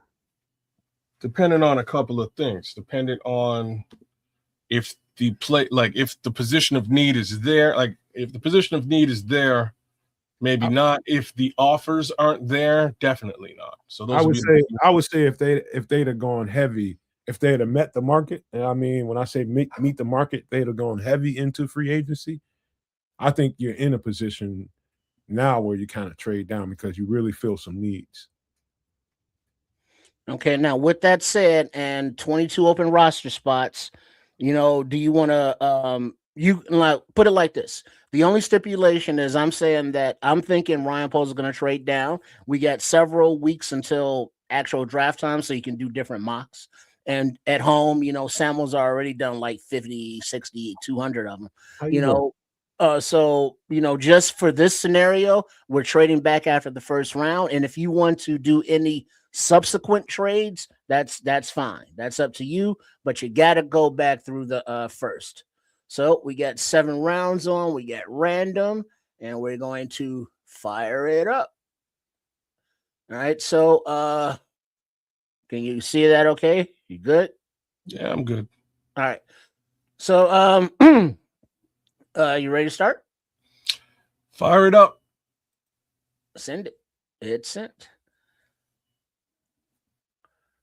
All right. Now, for those wondering, some of the stars I put in previously as on, the big board for scheme fits and such. All right. So now you have 6 offers. You can here's the thing. We're at pick number 25. And we have an offer for pick number 26 and a future second rounder. So move back one spot to pick a future second rounder, but that's still not out of the first round. So you could trade back one spot and then do another trade back to get out of the round. Follow me?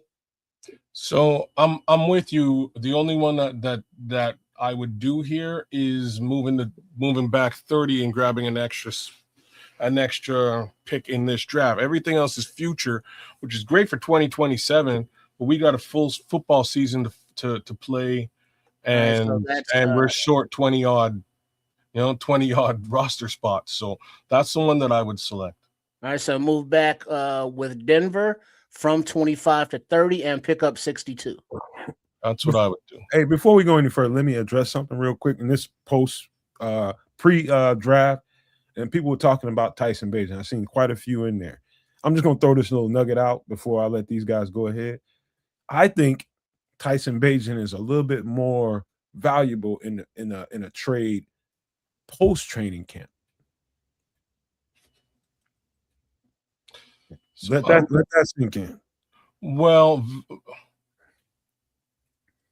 but go ahead, do your job. I just want to throw that to the chat. It's an interesting comment, but then you get the draft capital you get is for 2027.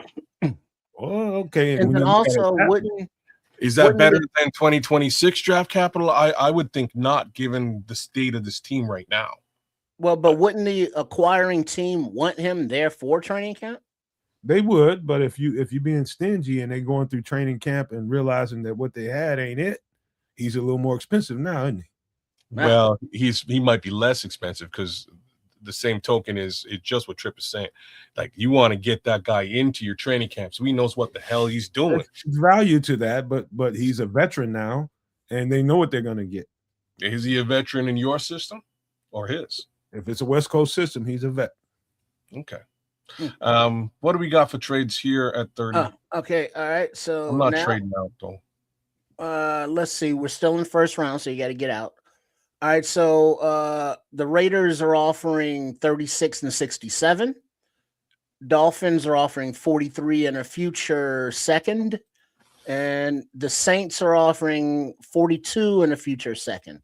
So for this draft, it would be the Raiders offer.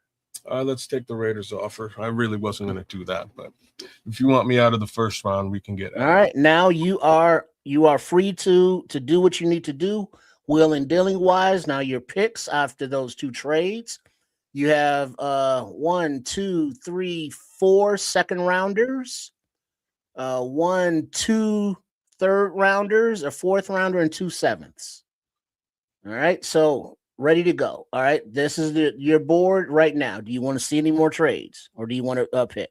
I want to see the trades, but I don't think I'm going to. All right, you got 2 offers. One from the Colts to go from 36 to 47 and pick up a 78, and with the Vikings to go to 49 and pick up an 82. No, that's okay.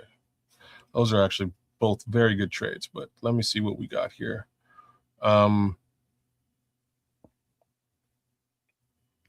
What do you think of it, Emmanuel McNeil Warren, Nomad? Safety, Toledo. Is he missing? No, man. So I'm here. I don't think of him as much as I think of some other safeties. Now you have to look at it this way Now that Byard is gone, now you have to think what plan they have for Kobe Bryant. Is he going to play up high or is he going to play in the box? Now you got that conundrum to think about when you start thinking about drafting safeties. And I can tell you now, I wouldn't put McNeil Warren. Let's just say box. Yeah. Okay. Put a star beside AJ Halsey because there should be one. What is that? Safety? AJ Halsey? No. Yeah. Okay. Just go back to all for me, please. That's the luxury we had knowing Kevin Byard. We thinking Kevin Byard was going to come back. We had that box check. Now we got a little conundrum here.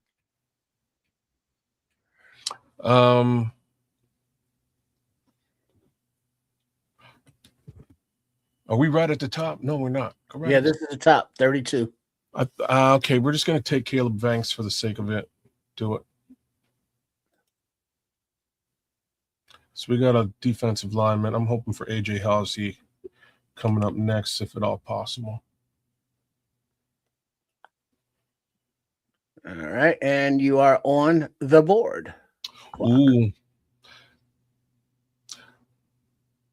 Let me look at the trade. The Saints are offering to move from 57 down to 73, and they're offering a 132. I might take this. Do it. Go for it.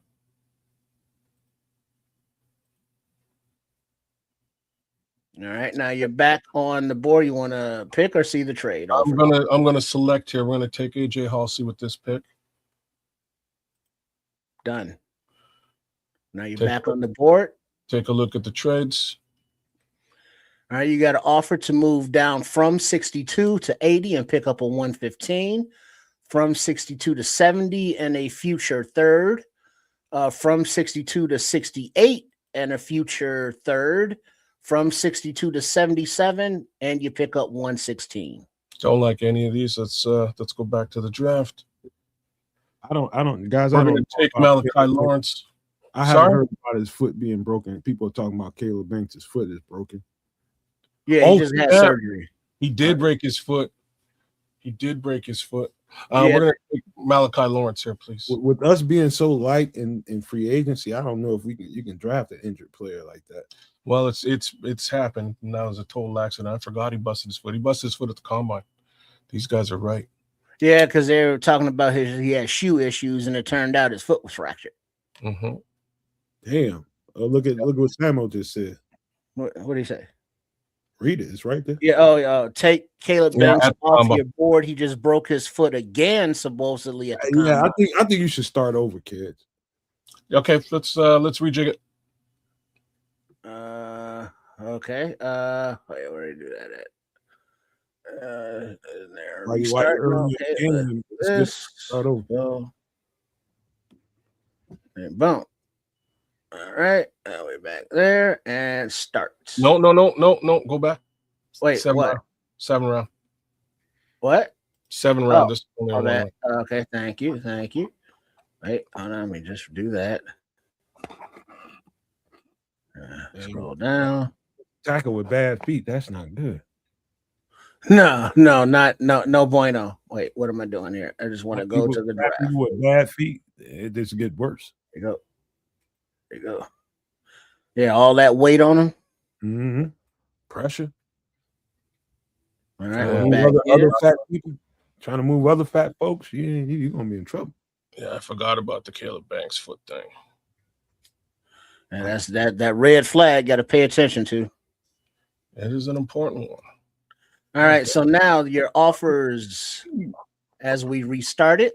New England is offering a 31 and a future second to go from 25 to 42 for a future second.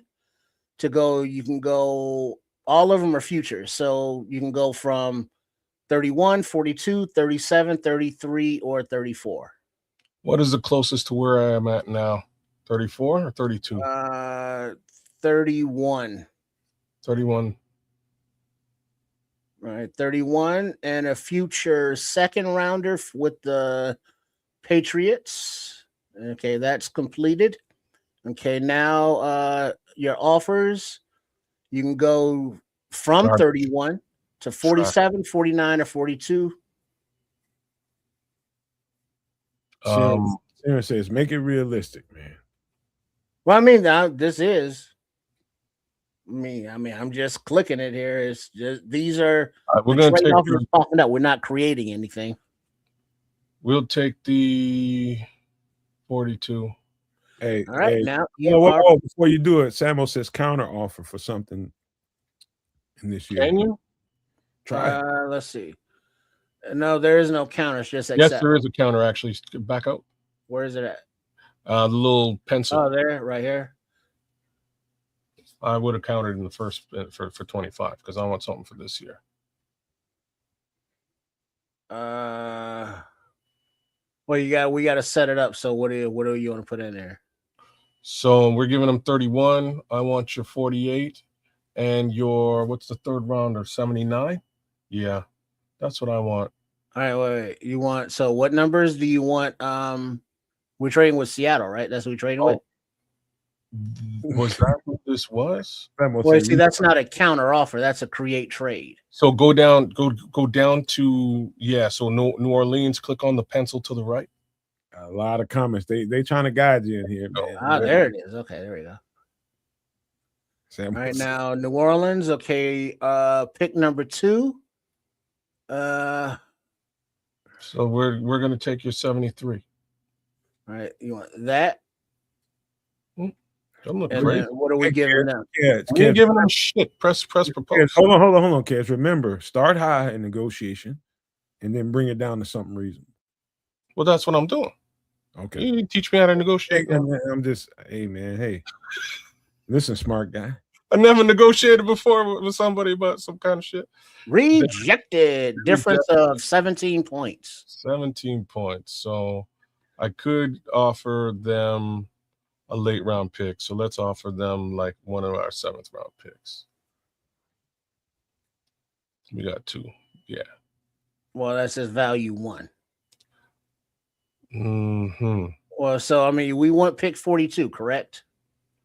Okay. And you're giving them 31. And you know what? It doesn't have to be 42. Go to 132. I'll accept your 4th round pick because I like the counter trade idea, man. It's good. This is what really happens. So is this what you want to offer? Yes, take off the 7th round pick, please. Mm-hmm.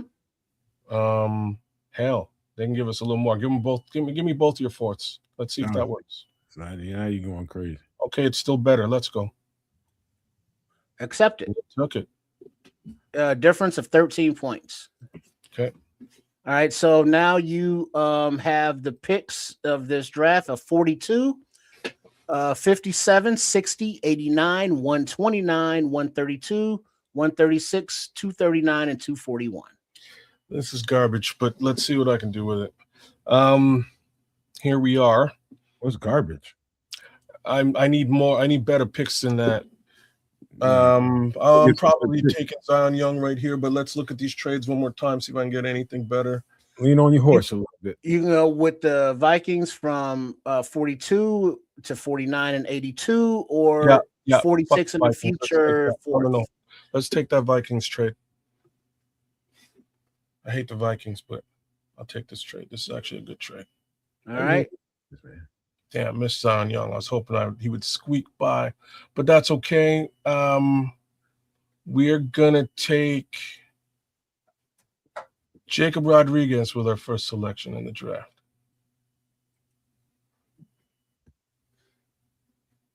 You good? Yeah. Okay. Unless he asked me, I ain't saying shit. Because linebacker wasn't on your shopping list. I know, but I like Jacob Rodriguez, and I think we needed some upside on the. I like Jacob Rodriguez. Let's go with AJ Halsey right here. Okay, AJ Halsey. Boom, done. All right, you're on the board once again. Okay, let me look at these trades here. There's 5 trades, but I think I'm going to take Malachi. Right, we're at 60 right now, and you can go to 72 and get 110. You can go to 67 and get a future 4th. You can go to 77 and get a future 3rd, You can go to 66 and pick up a 101, or you can go to 71 and pick up a future fourth. Okay. Kind of interested in this Tennessee trade, but let's go back to the board, please.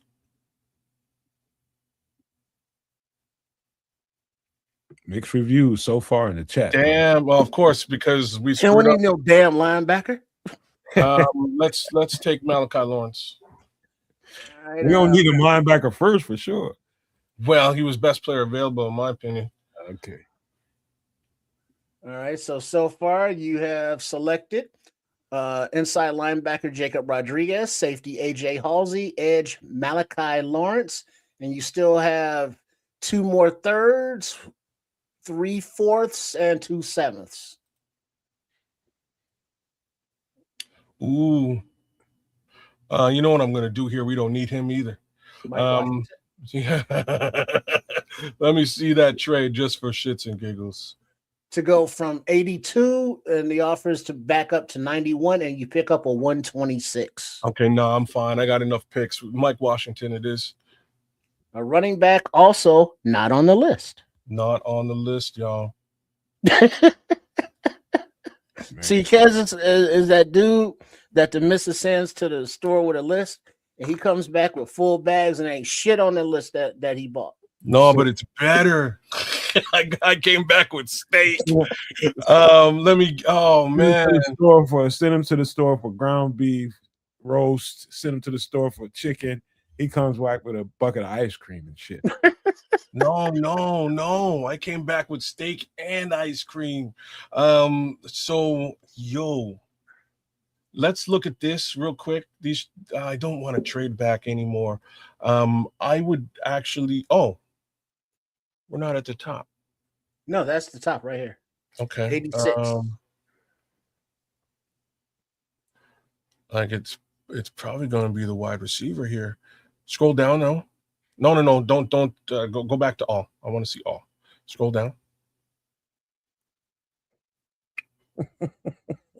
Oh, Grayson Halton. What's our next pick here? All right, your next pick right now we are at 89. Next one is 129. Okay. Kids, Snap. they calling them kids Emery in the chat. Oh. Did you say Grayson Halton? I think I'm taking Grayson Halton here. That's not a bad come up after all that. I kind of wanted Brennan Thompson. He's I think he's the fastest kid in the draft this year, but wide receiver is going to have to wait. All right, because the next pick so far, chat, you're getting kind of roasted, but then there's some support coming in. I'm like, there's no way I wouldn't get roasted after having to trade back out of 25. You are the type of person that can get hit by a parked car, man. You fucking up. All right, you're on the board now. I've never heard of that kind of person before. I mean, you have to really mess up to get hit by a parked car. Okay, I'm that type of person. Thank you. All right, now you are. If you on the board, you have 129, 132, and 136. Okay, so we got 3 selections to make right here. I don't mind Tacario Davis, but we're going to scroll down and just make sense of these next couple of selections here. Tacario Davis, DeMonte Capehart.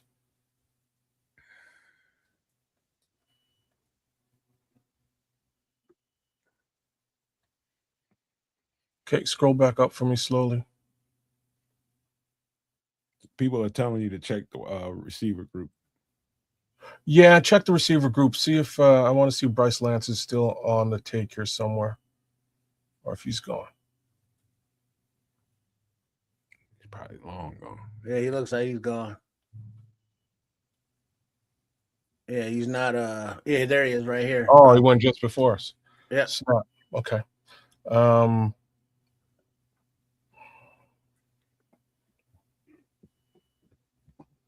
Less interest in the. Okay, so we're gonna take Tacario Davis here.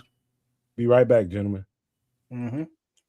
All right, the 6'3", 194 cornerback runs 4.4 is drafted.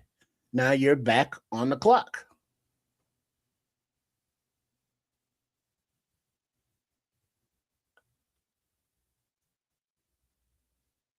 So we've got a safety, an edge, a linebacker, a running back, a corner. What else was on that? Like everything was on the list, but what else was? What am I missing on? All right, you got a linebacker, which wasn't on the list, Mhm. a safety, which was, so you check that off, edge, you got one of them, so you may want to get another one. You got a cornerback, that's checked off. A running back was not on the list, and a defensive tackle, you got one, so you may want to get one more. Okay, let's go to DT. All right, defensive line.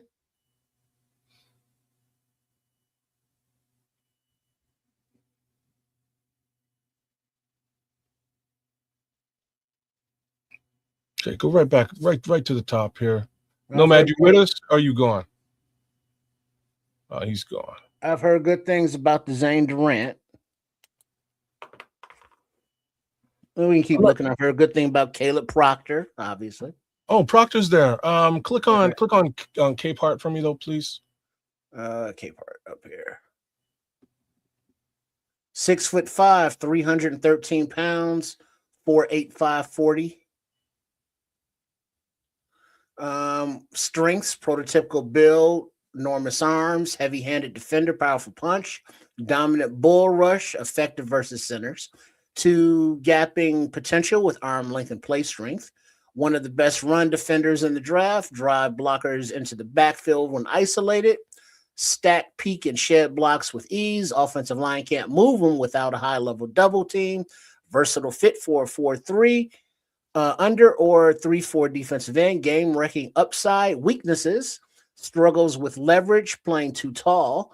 Pass rush plan lacks polished moves and counters. If bull rush does not win, he doesn't win. Limited to early down work currently. Rotational reps limit evaluation sample. Must incorporate more hand counters. 6 seasons at Clemson. Raises age concerns. Limited sack production in his 3-year career. Okay, close that. Now, like Samo in the chat. I got back. I'm here, y'all. Just so for the record. Okay, well, we're asking, like, I guess now Samo in the chat, and Matt. Kids is looking at defensive tackle because he's gotten one and he wants to pick up another one. We just went over Capehart. So like out of these tackles on the board, kids, go ahead and ask your head scout over there. So just do me a favor, Trip. Just scroll down real quick on the left-hand side, not the right. I think we have another. Okay, perfect. That's what I wanted to see. So go right back to all for me. Scroll up to the top here. That is.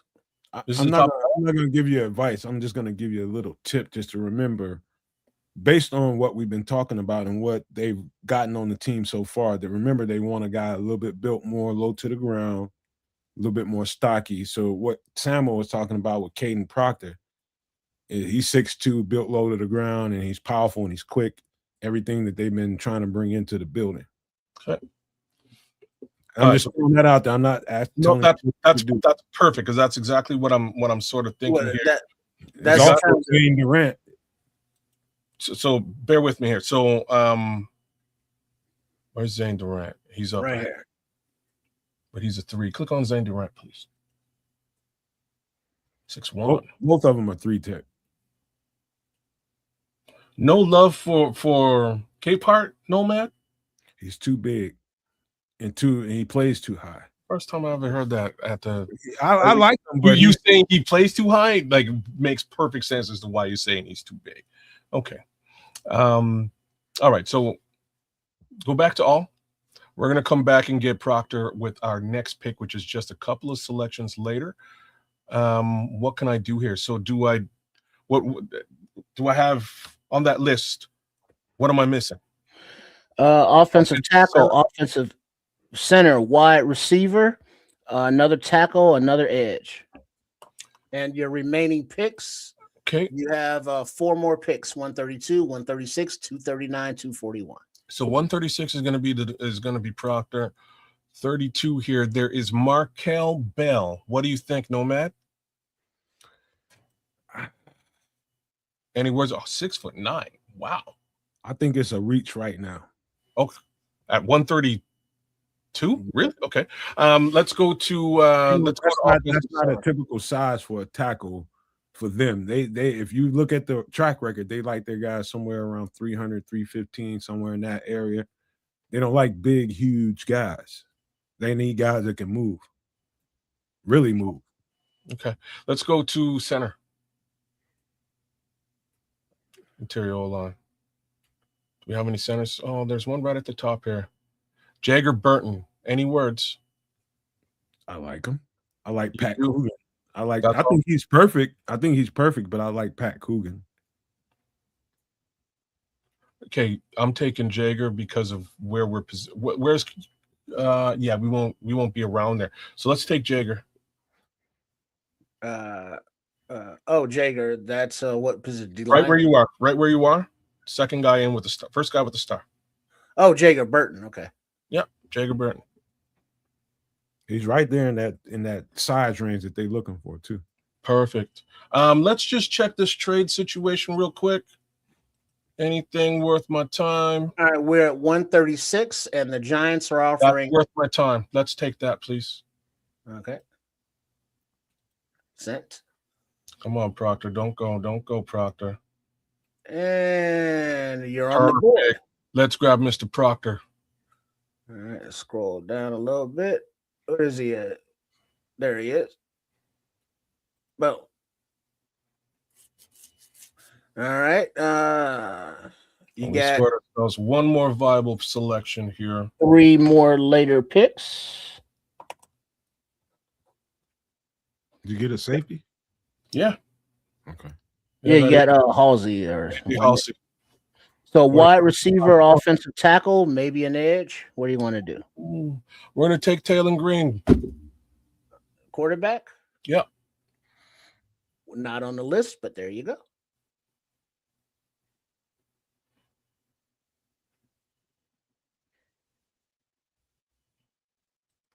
So far you have a linebacker, safety, an edge, a running back, a 3 tech, a cornerback, a center, 5 tech, and a quarterback.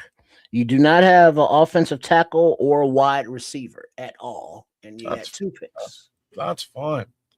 I can select both of these 2 final selections, and we can call it a day. Except I'm probably not going to take the tackle. Oh, the tackle's right there. Not somebody Nomad would. Not somebody Nomad thinks highly of, though. Who? You're Nomad. Of Keegan Trost, yeah. Who told you I didn't?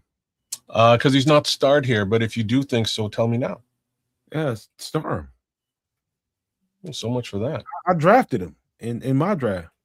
Did you really? I did. Well, guess what? We're going to draft him right now. Boom. Sent. Now you're back on the board. Now you're on wide receiver? No. I'm going to take John Michael Gillenborg. Oh, tight end? Mm-hmm. All right. And done. All right. So you did not get a wide receiver. And I believe you only got 1 edge. Yep. All right. So your picks. All right, you got a B grade.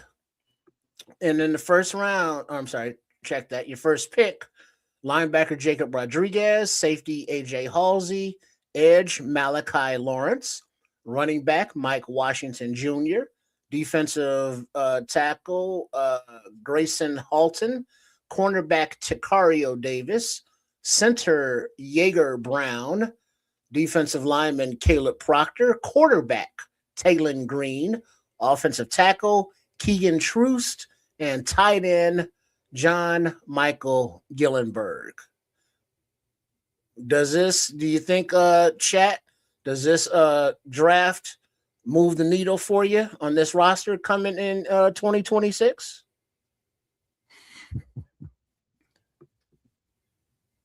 And then, of course, we're going to get, probably a crap ton of UDFAs.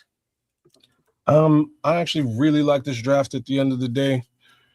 Kind of hit everything I could hit out of the out of the pick 25. If I'm still at pick 25, I make the selection there. Or I trade for more capital within the draft. Because I traded for future capital, kind of hampers everything I was trying to do. But in any event, I upgraded your linebacker core with Jacob Rodriguez. Upgraded your safety situation with AJ Halsey. Malachi Lawrence is I was kind of, after not being able to get an Akeem Mesidor at 25, I needed to get an edge. I think I got a bomb-ass edge in Malachi Lawrence. Running back, I don't like what we have going on in the room outside of Swifty and Manungai. Mike Washington is a game changer at the running back position. I don't know about the other two guys. Grayson Halton, 3-tech. We need some help at the 3 position. We've just brought in a little bit of help, man. You know, a little bit of help in free agency. Now we got a lot of help and some youth at the position right alongside Jervon Dexter. I think this guy's got a hell of a lot more get off than Jervon ever had. Takario Davis, cornerback, pretty solid corner. I don't think we need a lot of help at corner, but we definitely needed some depth there. So I figured I'd hit that up. Offensive center. Y'all said you wanted a center. I got you a center. I don't know much about Jaeger Burton, I'll be honest with you, but I think it's at least now we have some depth at the position, given the fact that Drew Dahlman is gone. Where do I go next here? We got Caleb Proctor. Caleb's really going to help shore up that run situation, man. Stuff that run. I'm pleased with that position, that selection. Taylon Green. Potentially, maybe we wind up trading off Tyson Bagent. If it isn't this year, maybe it's next year. Gives us a quarterback to develop behind Caleb Williams. Keegan Trost. There you have that, a little bit more on that outside tackle situation. We need an offensive tackle on both sides, whether that's swing or to start. More competition at the position. And John Michael Gillenberg at some point, I know y'all don't want to necessarily hear this, but at some point they may make a decision, much like they did this year, to get rid of DJ Moore, to do similar things with Cole Kmet. At the very least, we have one more body in the tight end room from a developmental perspective who may be able to do some damage in the future. So I think I covered everything you need. Now, what about Saran here? Still can't stop the run up front. You ain't get no fat boy. Why can't I? Because you didn't get no 1-tech, 0-tech. Both. You got 3-techs. I did get 3-techs, but both these guys are pretty solid in the run stopping game, man. I know Proctor is. It was either I go with Proctor or I go with Capehart. I decided to go with Proctor in this situation. I like Grayson Halton to be able to handle some of that as well. Yeah, I do. So that's why I got the 2 guys that I got at that situation. I was really considering Capehart specifically to get the 1 and the 3, but these 2 3s have been known to dabble in the run stops. So I'm banking on that. All right. Now, granted that if you went a different direction than Rodriguez as your first pick, all of this could be different. Depending on where players go and where you're picking.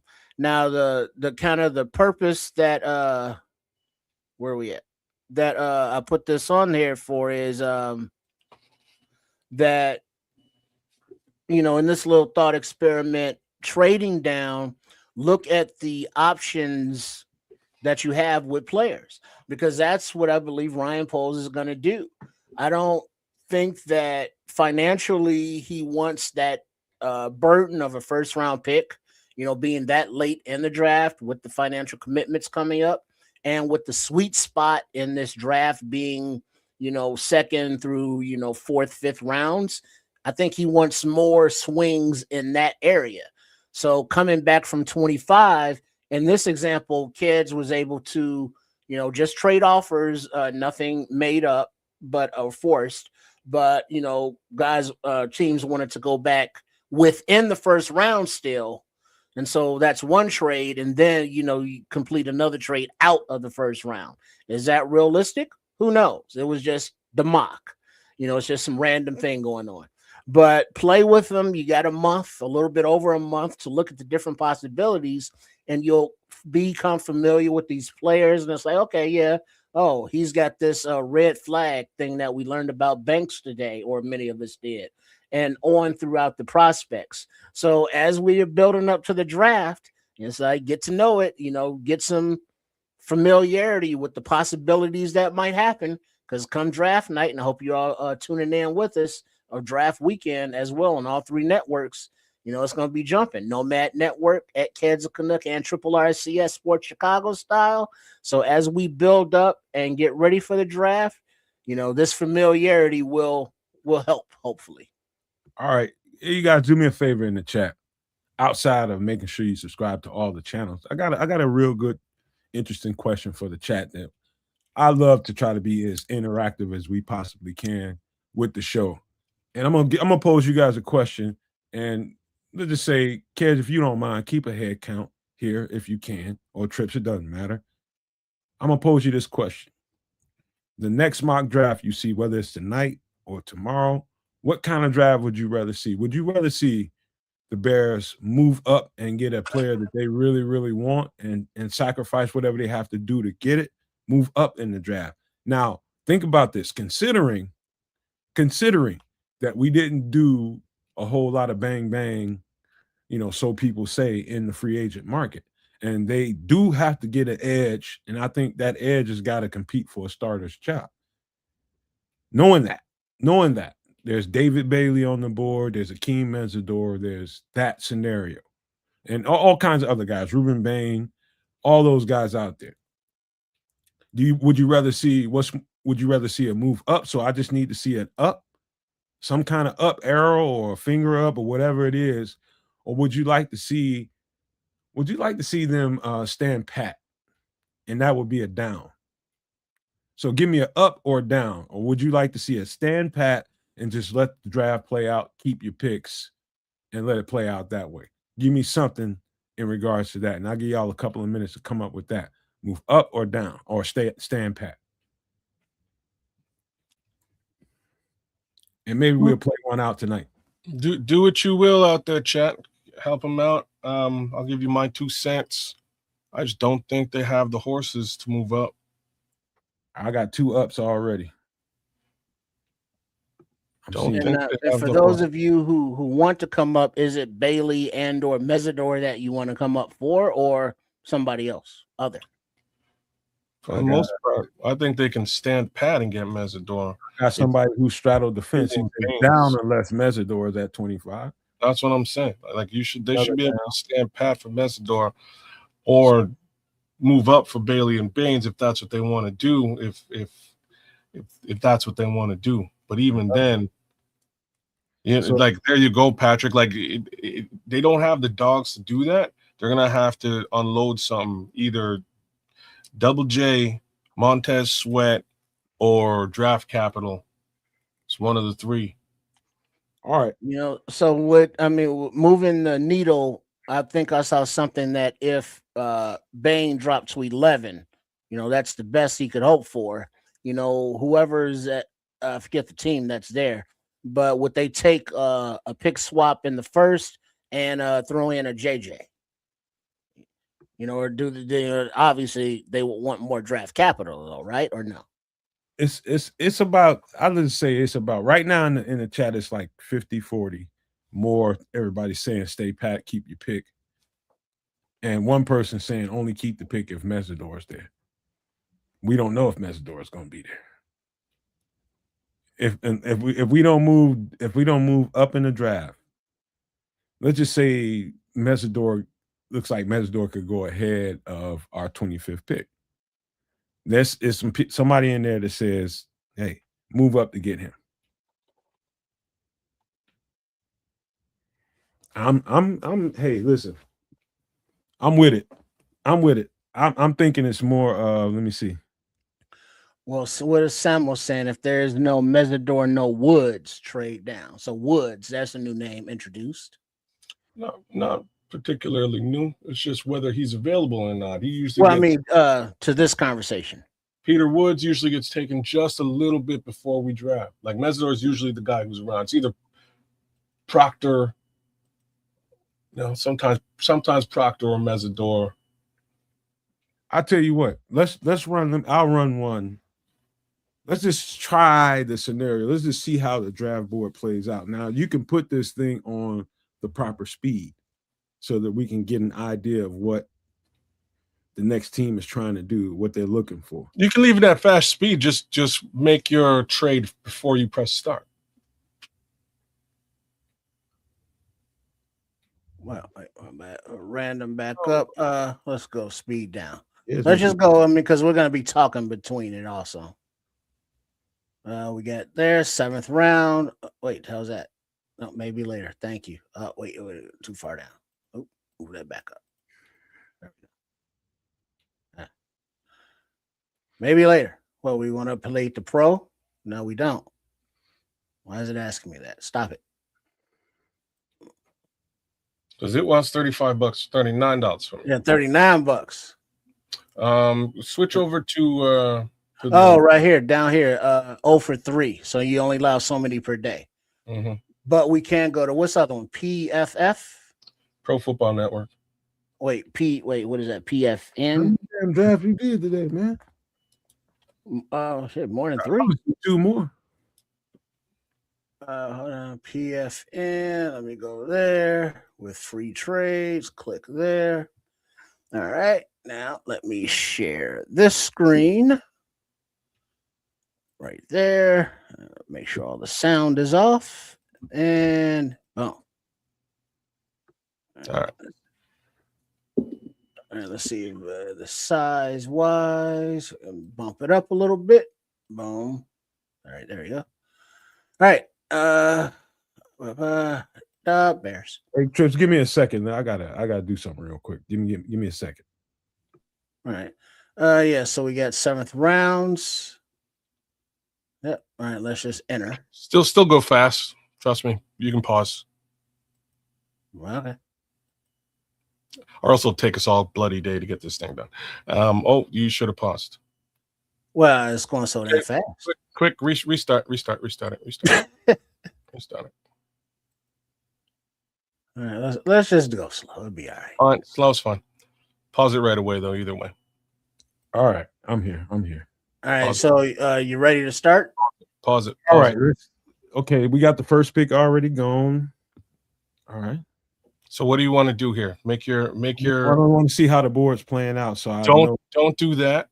Make your trade so that you can trade up to wherever you want. You can trade with any of these teams. Well, first of all, you got to know who these teams might be after. All right, so you got to let the draft play out then. So the first 5 picks. Wait. Go ahead, kids. I'm just saying you're just look at the board to your right. Ruben Bain is number 2 on the board. David Bailey is number 5 on the board. So like these 2 players are very likely to go in the next 3 selections.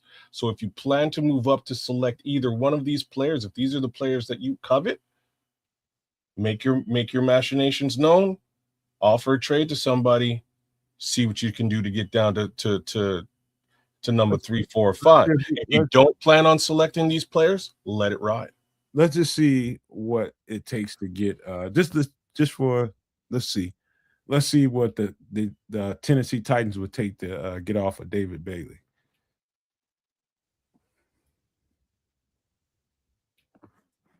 We got to resume the propose. I'm not sure.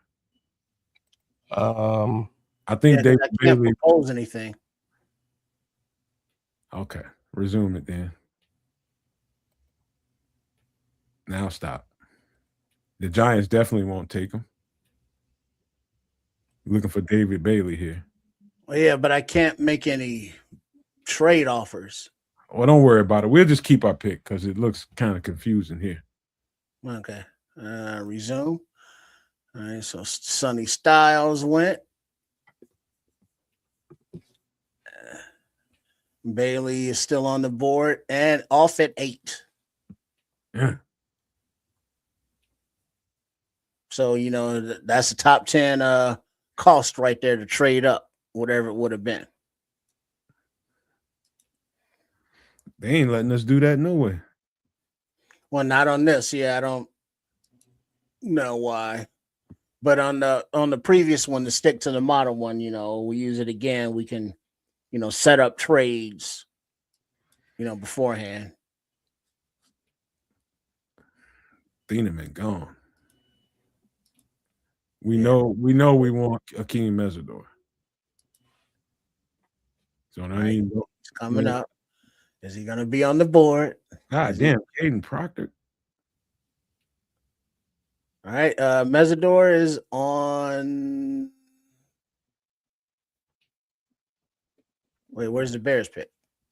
You didn't select the Bears. Didn't I? Maybe I didn't when I restarted it. Now we can go normal 7. Maybe that's why I couldn't. Yeah, there we go. Now you want to propose a trade because now it looks like we can't do that there. All right. Let's just see what the trade up looks like for David Bailey. Went 8 with the Saints because it makes sense because Cam Jordan is gone. So let's see if we can get with the Saints. Saints confirm. And you want their number 8, and we're giving them 25 and what? What's a good? Help me out here, kids. I would go. Oh, you do players? You can do players in this thing. If you select underneath picks, you can do players. Go 25 and select Jalen Johnson and see if that works. That's too much. But you can. That's too much to trade up 13 selections. And it's still likely rejected. They're gonna turn this shit down. I'm trying to be. I ain't never tried this, so I don't know. I'm trying to show you that we just don't really have the horses to get this done.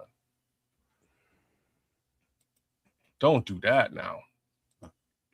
So what do you want to offer? Well, go add Jalen Johnson to it.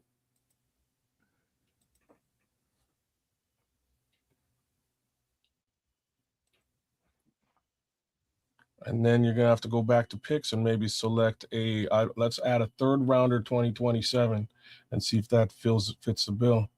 I have a feeling even that's gonna be too light. It's too light in the ass. Go for a 2nd rounder 2027. Too light in the ass.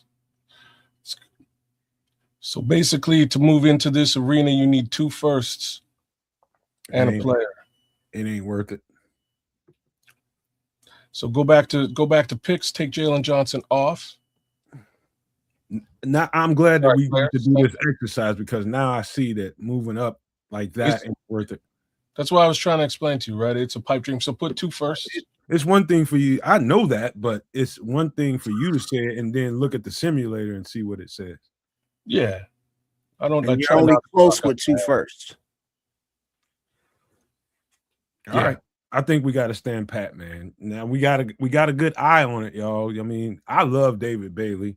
I like Peter Woods. I don't want to see Peter Woods come off the board. I love Akeem Mesidor, but we only going to be able to get one of those guys. And the picks, you got 25, 57, 60, 89, 129, 239, 241. All right. I think we have to stay at 25 now. Okay. And there goes Mesidor to the Eagles. Yeah, but Peter Woods is on the board. He ain't your premier pass rusher, but he's solid. We have no choice but to make that pick. Peter Woods? I can't argue with that. Absolutely. He's perfect for what they want to do. Peter Woods off the board. Peter Woods, it is. All right, as we enter the 2nd round now. Caden McDaniel's still there. Now we can try to trade up and get. Oh, he's gone. Never mind. Mm-hmm. Never mind. You want to pause or anything? Or no? Don't worry about it. Let it play out. Let it play out. All right, on the clock, on the board. Clock. Now we have to look. Okay, who's the best player here? Lee Hunter. Probably Lee Hunter. He fits. But I think we can get. I like the Godfather Corleone too, and we don't have to reach for him. You should probably look at a trade here, though. Look there. Look at some opportunities here.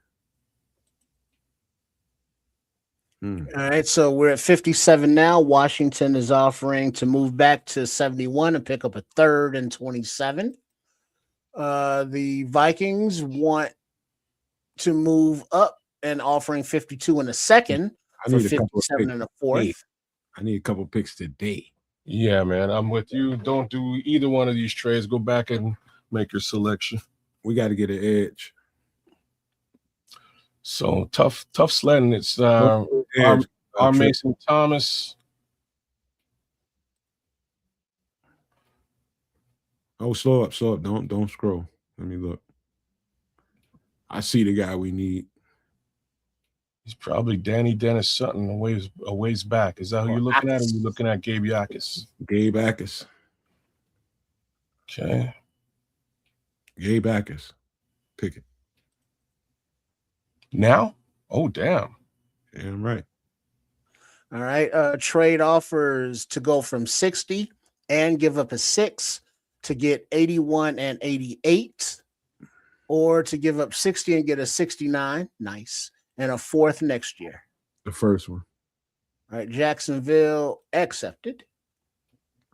That's the only trade I'm going to take, y'all. And just try to keep it as real as we can.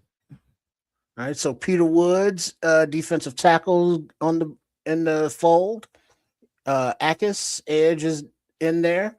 So we got 81, 88, 89, 129. All right.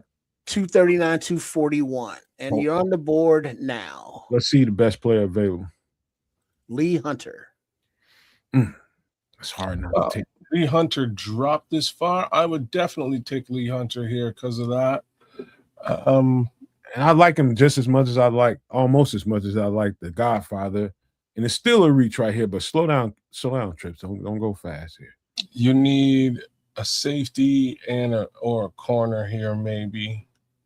Look at the safety. Let's look at the safety market. Safety's nearby. It's gonna be a safety or a plugger. Bud Clark's a ways back. You can get him a little bit late, maybe with the next pick. Let's go with the plug, man. Let's go with Big Boy. Lee Hunter, yeah. Lee Hunter? Yeah. Yeah, let's go and grab him. Get the plug. You always got to know the plug, y'all. Get familiar with the plug. Okay, so you got two selections here. All right, back to back. Wait. Let's look at these offers here. All right, to go from 88 and a 7th, Atlanta is offering a 114, a 4th, and a 5th next year, and that's the only one. Garbage. Wait. Hold on. Okay. All right. We gotta keep the pick. All right, let's look at receiver. We didn't get a safety yet, too, either. No safety, no corner, no receiver, no running back. Let's look at the receiver. No offensive center. Slow down, Trips. Let's go real slow here. Malachi Fields is still there? What the hell? If Malachi Fields is still there, then there's a lot of good receivers there.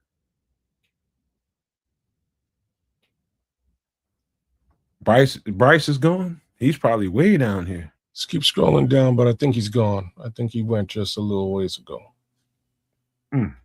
That's crazy. Yeah, there he is. Wow. Miami. I told you he's good. He shouldn't. I told you. 175.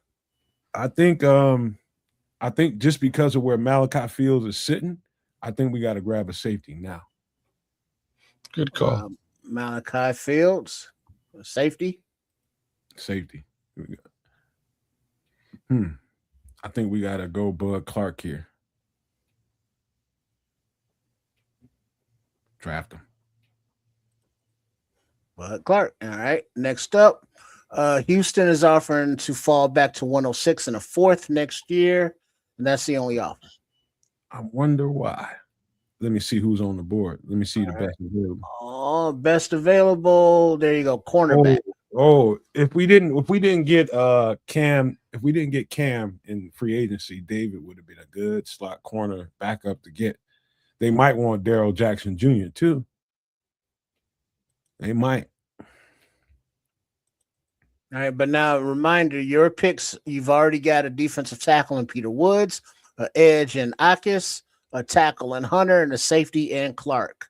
You have 89, 129, 239, and 241 left. Let's look at the offensive tackles.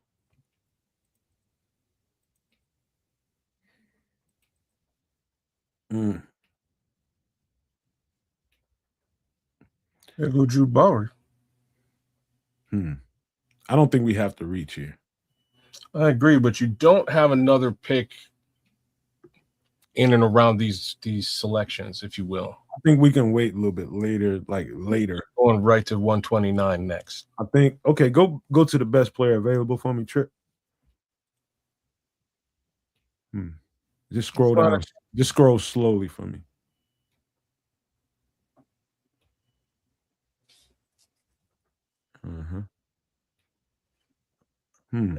Samuel's boy, Big Citrus. Where's Malachi Fields here? Is he? He's a weird stone.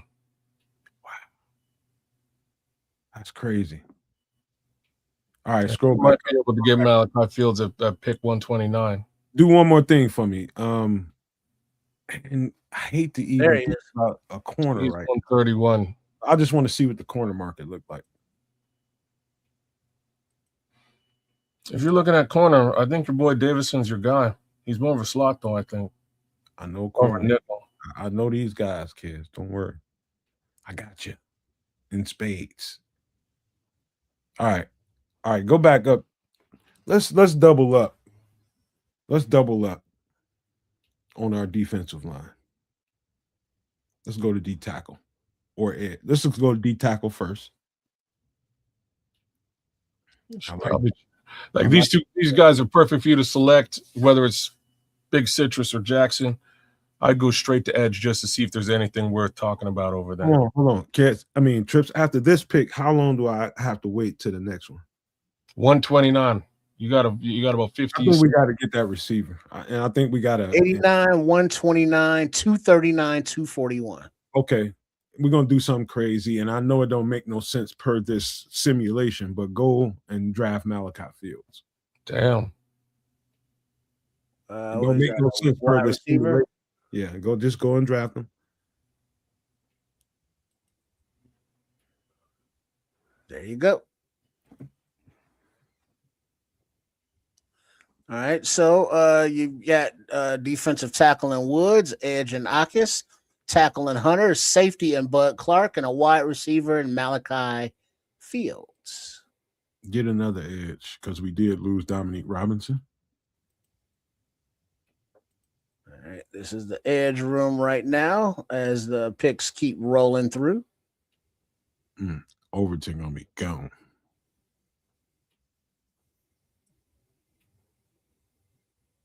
He's gone. All right, trade offer. Chicago gives up 129 and 239 to get New Orleans 132 and 190. And that is the only offer. Take that. Tooken. All right, now you're back. Oh, shit. On the board. Now, Indiana is offering 156, 185, 214, and 249 for 132 and 241. Okay, so hide that for a second. You know what they're after? Those two guys right there. The edges. They were after Max Llewellyn and I could now Dame Tucker. Go to the edge. They was after those two guys.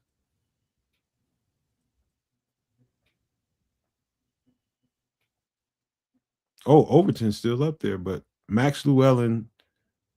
Okay, so we can get a guy. We can also get a running back here too. and get an edge a little bit later because we got a couple extra picks here. And I think we need a physical back or speedster, whichever one we think is the best. Go back to the top there, Trips. Katron Allen, look at his measurables. 5'11", 216, speed unknown. Mm-hmm. Nick Singleton. 6 feet 219. Bigger back. And rumored at about a 4.3-ish. All right. One more last thing to do. Just take a look at the center market. This is probably where you want to get one. There's Trey Zoom. Yeah. Pat Coogan. Okay. Let's just be crazy. Chat, who you like better? Or if you know the centers, Pat Coogan, Trey Zoom, who you like? Jaeger Burton. So we'll grab a center here just because we got a couple extra picks. All right, so just measurables. Gulbin is 6'4", 305. Trey Zoom, 6'6", 312. Brockermeyer, 6'3", 297.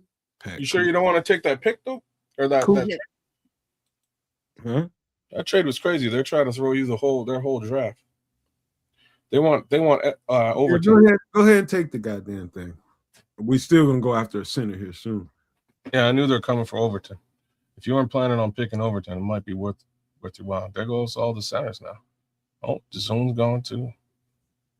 Well, yeah, we're just getting into the 5th round there.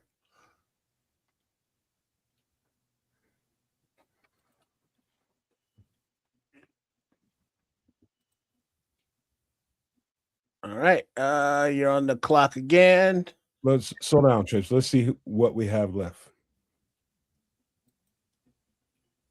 What do you mean, picks wise? Mm-hmm. 156, 185, 190, 214, and 249. We got a lot of room. We can do so five more picks. All right. Let's see who the best center is and the best edge, or DT. We'll go with one of those three. All right. Well, DT, Keenan Allen, Tim Keenan. Mm-hmm. Wait. You say Keenan Allen. I'm saying Tim Keenan. Oh, okay. Yeah, I just thought I saw something there. You got all there. Let me go back to the top. Okay. Looking at them. Just slowly go down there. Slow down. Just stop right here.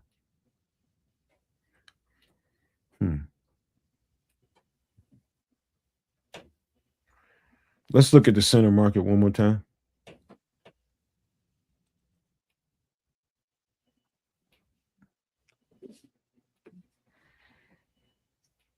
Right back.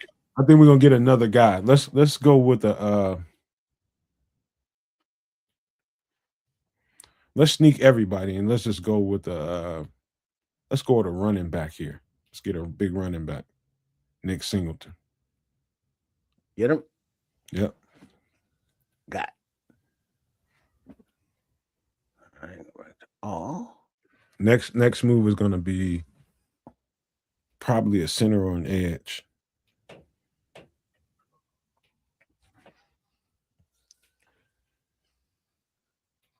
All right, yeah, the next pick is coming up here at 185. Round number 6. And on the clock. Best player available. Say again? I'm looking at the best players available. Yeah, that's 167 here, guard Cooper. Let's get the fan favorite, man. Everybody likes Trey Zoom. He's a center. I wouldn't take him, but just for y'all. All right, Zoom has got to develop behind Mr. Bradbury. one trade offer to go from 190 and give up 249 to the Kitties for 205 and 222. Hell no. Fuck Detroit. All right. So now your remaining picks, you have 3 left. 190, 214, and 249. Let's go. Let's get one more big offensive lineman. Let's go for a tackle. Get Keegan Tross. Trost is got. The next two is going to be in the defensive front. We're going to get an edge and then we're going to D tackle.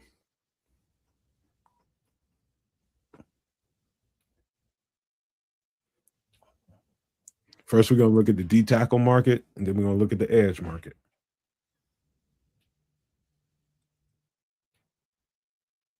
Big Xavier. D tackles we're looking at now. This is the top of the board. Slow down. Caleb Proctor. No brainer. You want to look at the edges first? You can look at them, but I already know where I'm going. Slow down. So slowly. All right. I know who I want. Get Caden Proctor.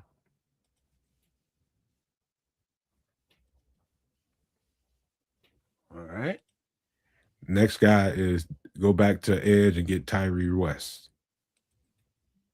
And I want all y'all to go look at those two names on tape. Caleb Proctor and Tyree West out of Tennessee.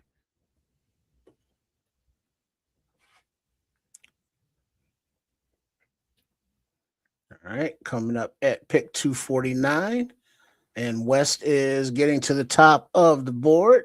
We're going to be able to get him. Come on now. We got him. There he is. All right. We got him. West. We got him. The third edge left on the board. We got him. From the top. Hey, y'all think Caleb Proctor is an animal. Tyree West is too, bro. All right. So the final results after several trades, we end up with 10 rookies out of this draft. Defensive tackle at 25, Peter Woods. 57, edge, Gabe Akis. 81, defensive tackle, Lee Hunter. 88, safety, Bud Clark. 89, wide receiver, Malachi Fields. At pick 156, running back, Nicholas Singleton. At 185, center, Trey Zune III. Trey Zune the Trey. At 190, offensive tackle, Keegan Troost. At 214, defensive tackle, Caleb Proctor. And at 249, edge, Tyree West. Go ahead, Nomad, break it down. Holy crap. I don't know. Just hold it still, Trips. Don't be moving around. Just hold it like that. Man, this is a draft. This is a draft. You talking about getting better in the trenches and getting dominant football players, getting better. You know, the only thing that we really didn't do is get a linebacker. That's the only real thing that we didn't do, because I think we're going to be all right. I'm thinking more we're going to be able to do some more of that in the free agent market, get some vets in here and 1 or 2 year deals. That's the reason why I did not. But everything else, holy crap. We need to get strong in our trenches and dominant in our trenches. This is how the Seahawks win Super Bowls, y'all. Strong, dominant with depth in your trenches up front. And the defensive trenches just got a whole lot better. Look at that. We got Peter Woods from Clemson, D tackle. Gabe Akis out of Illinois, edge rusher. Get Lee Hunter, the plug, out of Texas Tech. Bud Clark, our next starting safety from TCU. Malachi Fields, widely regarded as the best receiver in this draft, falls to us at 89. Nick Singleton, the physical running back presence we need. We need another physical guy when it gets cold that's used to playing in the cold in Penn State, that you can hand him that ball and put him behind that line and make things happen. Got another center, I think, / guard, but ideally center for this role. Trey Zoon the third out of Texas A&M. Keegan Tross, I'm high on this guy. I think he can be a swing tackle. I think he can play both sides, which is to me valuable under the circumstances. And I know that the Bears are looking at these tackles that way. Guys, they don't look at them just like, oh, is he a good left tackle or is he a good right tackle? They don't look at them that way. We only do. They look at guys that have value to swing and go back and forth because most of these guys don't start year one. So think of it that way. And then we get nasty, physical monster Caleb Proctor at 214. These last two guys might be the nastiest two dudes in this draft. As far as our draft goes, Tyree West and Caleb Proctor, boy, those dudes are nasty. We got physical, we got fast, we got dynamic, and wow. And look at come on, man. What do you think about this draft, kids? Not bad. You did with it what you could. Peter Woods is solid. Gabe Yakus is solid on the edge. Lee Hunter's really going to help you out on that line. Did a lot of damage in the trenches. Got yourself an offensive center that I think everybody's somewhat high on. I think Trey Zoon is a. By the way, kids, championship teams live in the trenches. Well, that's what when they draft. I don't think there's any other way to approach this particular draft, especially given what the Bears did the previous 2 years. They're a little bit light in the draft in those last two drafts. They don't have much choice but to be trench heavy this time around. In any event, you went that way. You got it, 3 guys on the line right up front, and then a couple more on the way out. Right, so you got your last 4 is in the trenches, and your first 3 is in the trenches. When you don't go crazy in free agency, kids, you're telling everybody something. What are you giving them as we're trying to get a locator here. Why don't they do certain things in free agency, get these certain guys that are out there? It's because they think of the draft in a certain way. They know they need some help in the trenches. They're looking at this draft as though we can find 3 to 4 plug and play starters. Well, I'm gonna tell you where. They think they can find a D tackle that can plug and play. They think they can find an edge that can plug and play. They think they can find a safety that can plug and play right now. And I just showed you who those guys might be. I agree with those are the 3, in my opinion, those are the 3 selections that'll come off the board more or less first, right? My little problem with that is if you play some poker, you generally don't want to put your cards on the table and show everybody what you're playing with. And that's kind of where we are right now. We put all our cards on the table and say, hey, look, NFL, we need a safety, we need an edge, and we needed some help on that line. On both sides of the line, whether we're talking offensive line or defensive line, but primarily defensive right now. That's what we need, NFL. Oh, yeah, we also need a safety. So they put their cards on the table. The upside here is this particular draft happens to have its strengths in those specific positions. Like, it's just lucky enough, right? Lucky enough. There's a lot of really nice talent with respect to the defensive line, whether interior, 1 tech, 3 tech, or exterior on the edge. There's a lot of talent. So it's really just a question of who falls to us. I don't think we have the luxury of trading down realistically as this particular exercise sort of showed us. But you can get talent at the top of the draft, and you can get talent at the back. And Paul Martin's kind of killing it here because that's what you need to move on from a Grady Jarrett next year, and potentially move on from a Dio Odangbo. You need to ensure that those positions have been shored up in the 2026 draft. Well, I'll tell you this as a reference, man, and take it for what it's worth. The last 2 teams that have won Super Bowls can come at you in waves of 3 levels of waves. You get the first round, you get the second round, you get the third round of waves.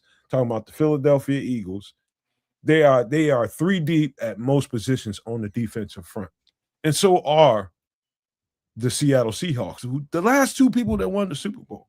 The only way you get to that point to be able to put pressure on offenses and change the offensive construct and make them play offense differently is to be able to come at them in waves and make sure that you have depth. I know it looks like we got too many deep tackles, but guess what?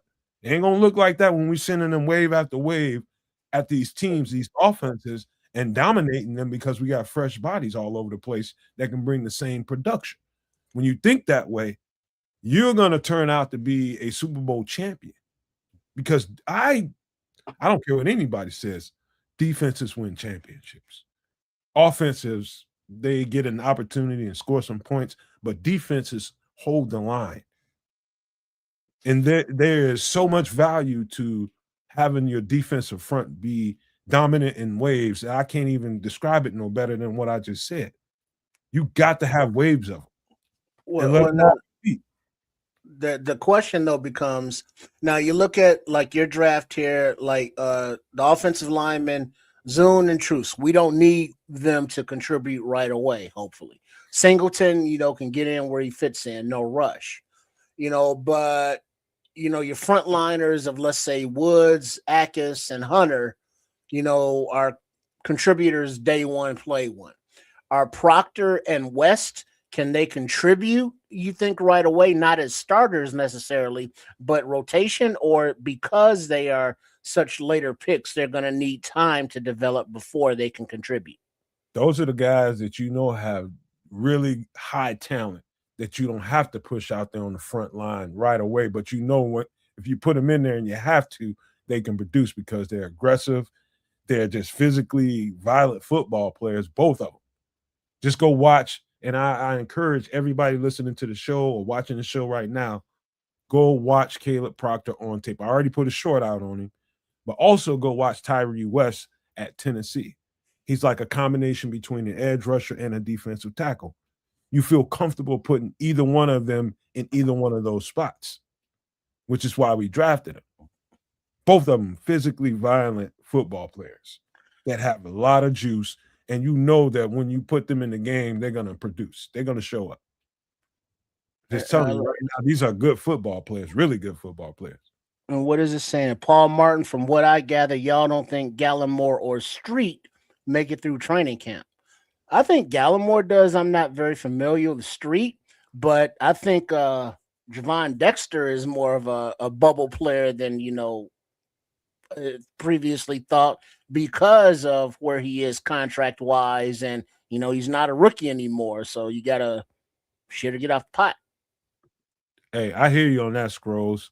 It was a reason why I didn't do that. Now everybody looking for a linebacker. I got a linebacker first. Everybody's crying about the linebacker. Well, you just can't. I'm just saying, you just can't please them all. It's so many solid ones. It's so many solid ones on still out there in the market. That's what I'm thinking. Not only that, you still got TJ that's probably going to come back pretty healthy. Maine is gone. You got Nephi Sewell that's going to come in here and replace some minutes that Noah was getting. And so you don't want to overcrowd that room. I'm not saying it's not valuable. I do think the way it sits, man, we have 2 starting linebackers for not that much money.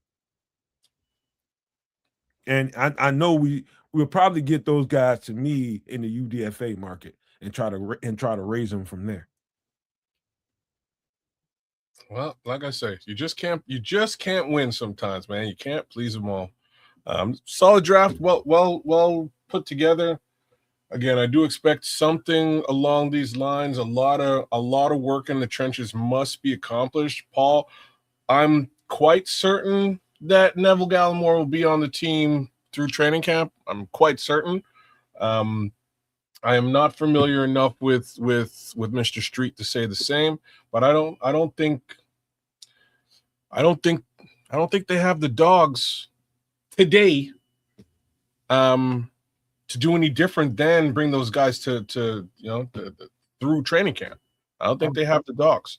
All right, Kev. So After the draft, mind you, if it looks something like what Nomad has put down here, then we can have a bit of a conversation because then they will be at surplus at the at the defensive on the defensive line.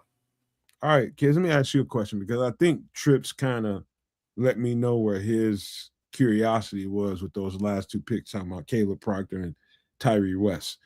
But what any of these guys on here that piques your curiosity about, like give me some reason to give you some information on any of these guys that might pique your curiosity. Well, you just spoke to Tyree West. I'm not very familiar with Tyree West. It's a very late round edge rusher selection. I wouldn't expect the world from him. The only one here that I don't really know much about would be Nick Singleton, the running back. So what are your thoughts there? Physical would, I'd say, better than average speed. He's not a burner, but he's gonna hurt trying to tackle that guy in the cold. He'll put a whooping on. He played at Penn State, so they got a nice running back trio. Nick Singleton, I forget the other guy's name. But he's just big. He's just big. I think he's listed at about 6 foot 215, 216. But to me, I think he plays bigger than that. He does. So they have him listed here at 6 foot 219, but throughout the season he was playing at about 226.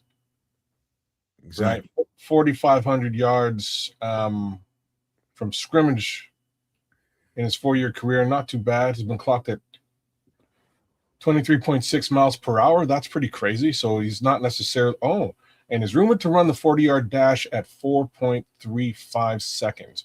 Maybe he didn't time that in the actual combine, but maybe he plays faster than you know what I mean than he races. So crazy. I've seen him play. You don't want to get in front of that when it's cold. Okay. It hurts every time you do it. All right. Well, we need something like that. We need, in my opinion, that's why I try not to pass up on Mike Washington if I can avoid it, because we need a bruiser. We need a taller back as well, like either strong and or tall or both, just to get that. I'm gonna fall forward. I get a yard and a half type thing. You know what I mean? I might get more than that if I just fall forward because I'm so damn big. And you get that from a guy like Mike Washington. You might also get it from Nick Singleton here too. Hey, Scrolls, how we got more edges in the Cybertruck? We only got Gabe Atkinson, Tyree West. Either one of those two guys, Tyree West or Caleb Proctor. I think Tyree West is going to be more of an inside guy. I think Caleb Proctor is going to be more of an inside guy. But just know that Dennis Allen's looking for guys that can do a little bit of both and have those traits. I think both of them project more inside. But really, the only true edge rusher that we have here is Gabe. Be honest with you. Well, they got rid of Dominique Robinson there, Scrolls, if that helps. He tell you, plus what we already have on the roster. Don Robbins gone. I'm gonna ask a question, y'all. Any words? Like, I think I've already answered my own question before I ask it, but I'm asking anyways. Any words on Joe Tryon-Shoyinka and whether they are planning to re-sign him? Because they threw a pick out to bring him onto the squad at some point last year. I think they'll get him back because I think that cost him like a 6 or something like that. Something like that. I think they should get him back on the roster because he's just like a draft pick at this point. Why wouldn't they? I don't know. I'm just asking. I'm asking the obvious question because they threw out a 6 to bring this player onto the team, and you would think that they would have negotiated with that particular player to bring him back. Considering maybe not, but just thought I would ask the question. Paul's asking a good question here. Go ahead and ask. Why did y'all give the DT room more depth than the safety room? Well, I'll answer that because this is my draft. That's why I'm posing it to you. I hear you. I think they know that there's still opportunity in the free agent market, and there's no need to overdraft in there's no need to overdraft in the actual NFL draft when you still got opportunities. The thing about safety is I think defensive coordinators, you get some that, you know, I played with a coach that valued youth and was willing to put young players out on the field. And that's different in college versus the NFL that also values youth. But also, these defensive coordinators know that their job is on the line if they put too many young players on the field and they're getting their asses torched because the young players don't know what the hell's going on all the time. Versus, there's a lot of value for linebacker and safety in the free agent market because you see enough football in the NFL, you know exactly what you're going to get when you put that guy on your roster. So I don't know that we give enough credence to that. A veteran linebacker and a veteran safety, it's worth its weight in gold. And I know we just came off of letting go Jaquan and Kevin Byard, but there's another safety out there that they probably got their eyes on. I'm just telling you, there's there's a lot of meat on the bone in the free agent market still with safety as we sit here.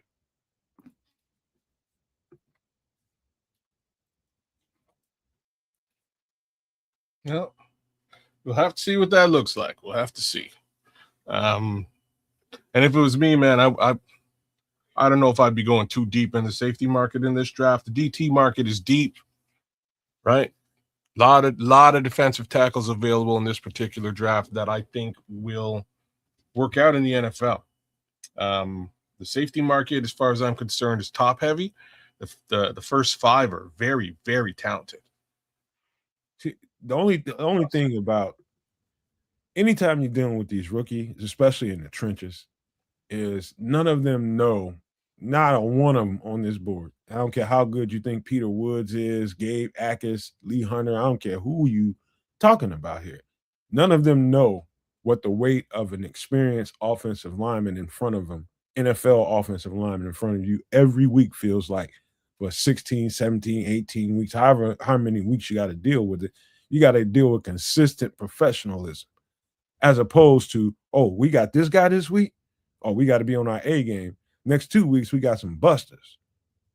You know what I'm saying? Like the consistency of the NFL is different. You might play New Mexico State College after playing Alabama. You can take that week off. You ain't no fucking taking no weeks off. No. You got to bring that. You got to bring that every single week. And can your body and your physicality withstand having a professional in front of you every single week that knows what he's doing? And that's why every single draft pick is a projection. It's what you want him to be. Even if you have to thrust him into, I need you this week, you still just projecting what he can do. These guys are all projections, man, until they show that they're not. So the draft is only as valuable as you think it is, or as valuable as your coaching staff is that can bring them up to speed and teach them the NFL game, get veterans around them that can show them how to take care of their bodies, show them what a pro has to do week in and week out to get the job done. All these guys are projections until they got the right system in place, the right veterans in the building, the right situation for them to flourish. I believe in every last one of these picks that I made, but I believe in what the Bears are doing probably more than I believe in these draft picks because it's about the system. It's about having veterans around them to teach them. It's going to be a different world, man. Cool. No, we'll see. Hey, 22 roster spots open. We're gonna need a nice draft class plus some hits on UDFAs as well as those, post June 1st cuts. Training camp cuts. Is any opportunity for the roster to get better?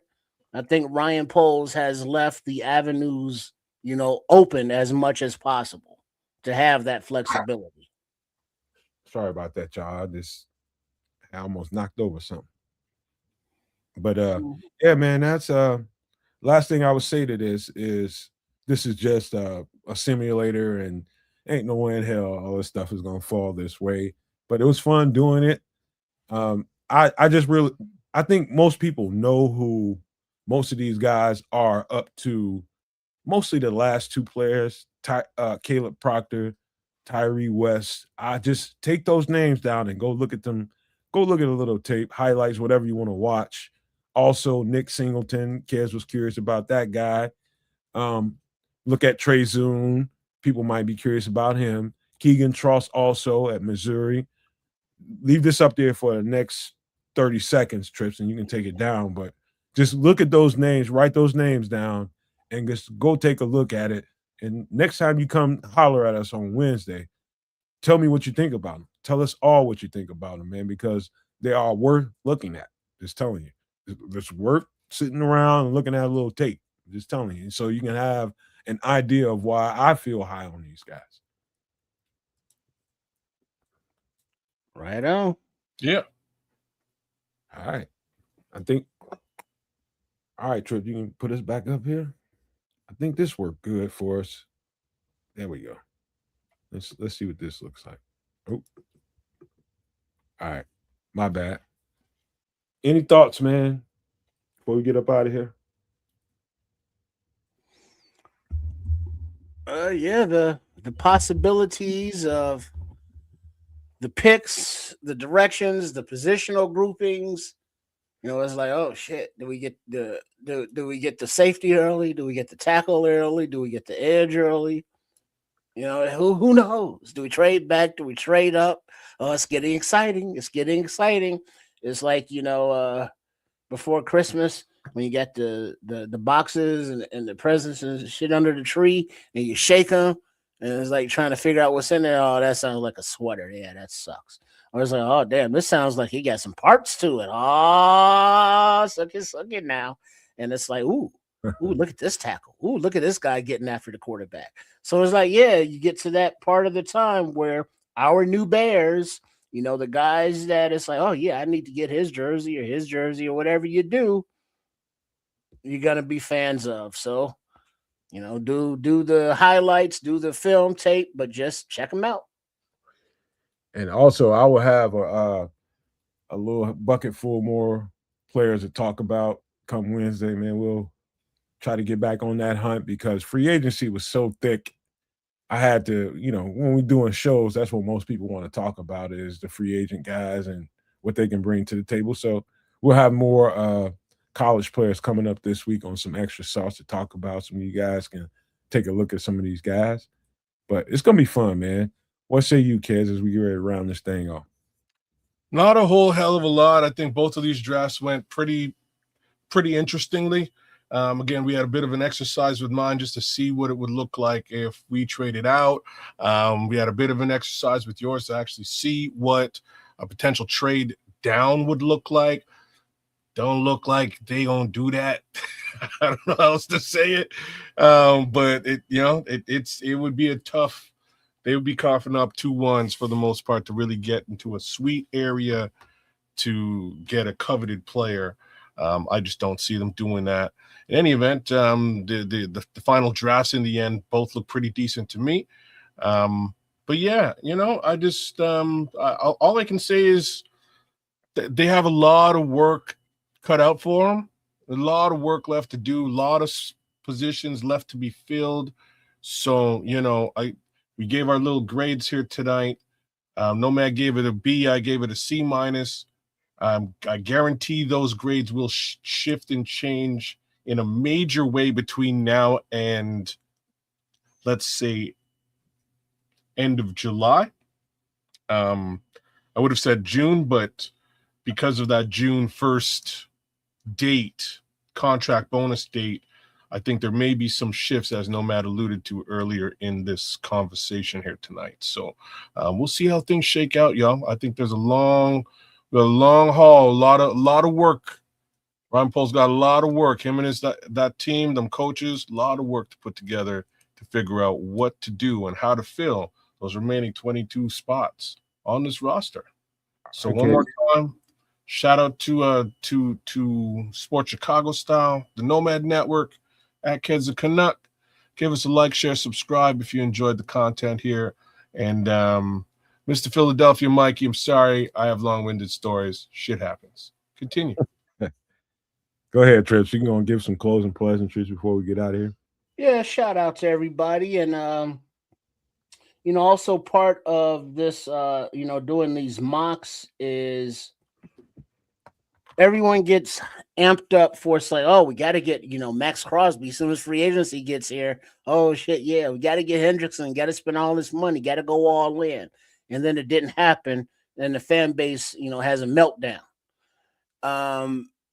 Don't have that same meltdown when, the draft gets here and Ryan Poles picks a player that is like, well, what the hell are we doing with this guy?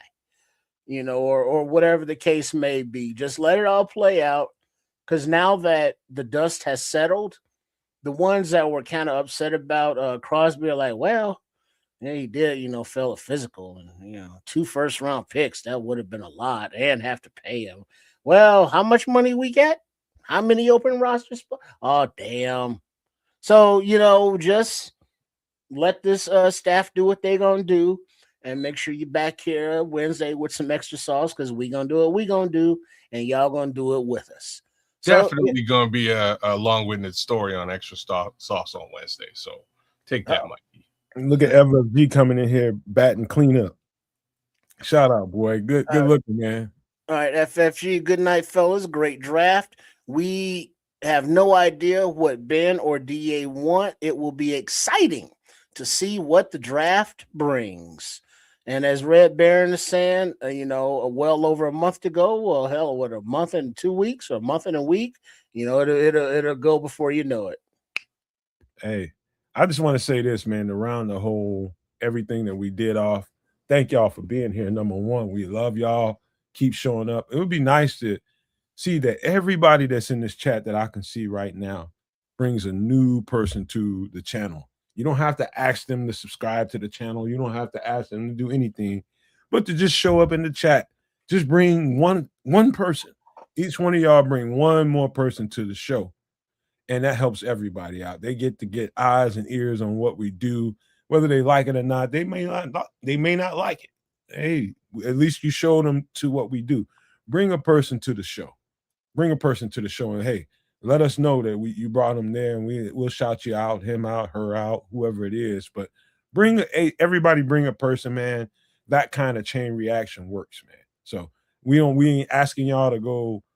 You don't have to sub if you don't want to. Everybody want to be stingy with their subscription. Be that, but just bring somebody to the show. We want to see new names. We want to see new personalities in here. We love the people that's already here that's been rocking with us, but it's nice to see new blood in here, man. So somebody, y'all bring some new people up in here, man, and show them what we do. I'll issue that as a challenge for you all.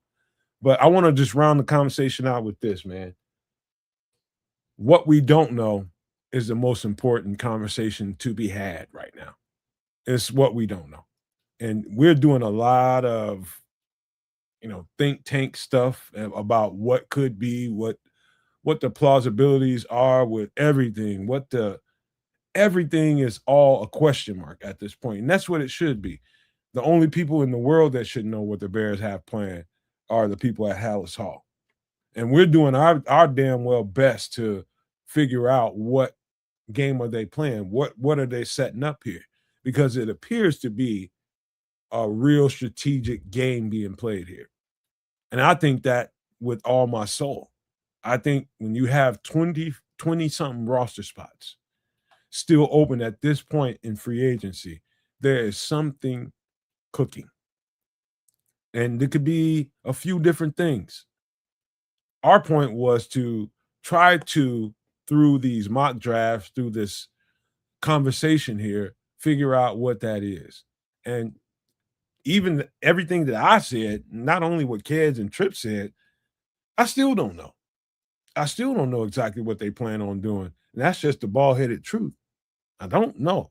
But I have a good idea of where this might be going, and everything that I'm doing moving forward and what we're going to do with the channel moving forward is to try to point out areas of where they might go, whether it be in the draft, free agency, all the whole 9 yards. We'll get it covered for you. And so shout out to everybody that was here tonight. My boys right here, my day ones is what they are. And my brothers, man, I love them. And want to make sure everybody's here at 8 p.m. Central for some extra sauce on Wednesday night. Don't miss it, because we're going to have way more, because I got a feeling there's going to be some things that happen between now and the next conversation we have on Wednesday night. But be there, be square. Y'all missing the best content on the internet, especially when it comes to the Bears conversation. But other stuff happens on that show as well. So thank you for being here. And I want to leave you guys with these famous words: love, peace, and hair grease, y'all.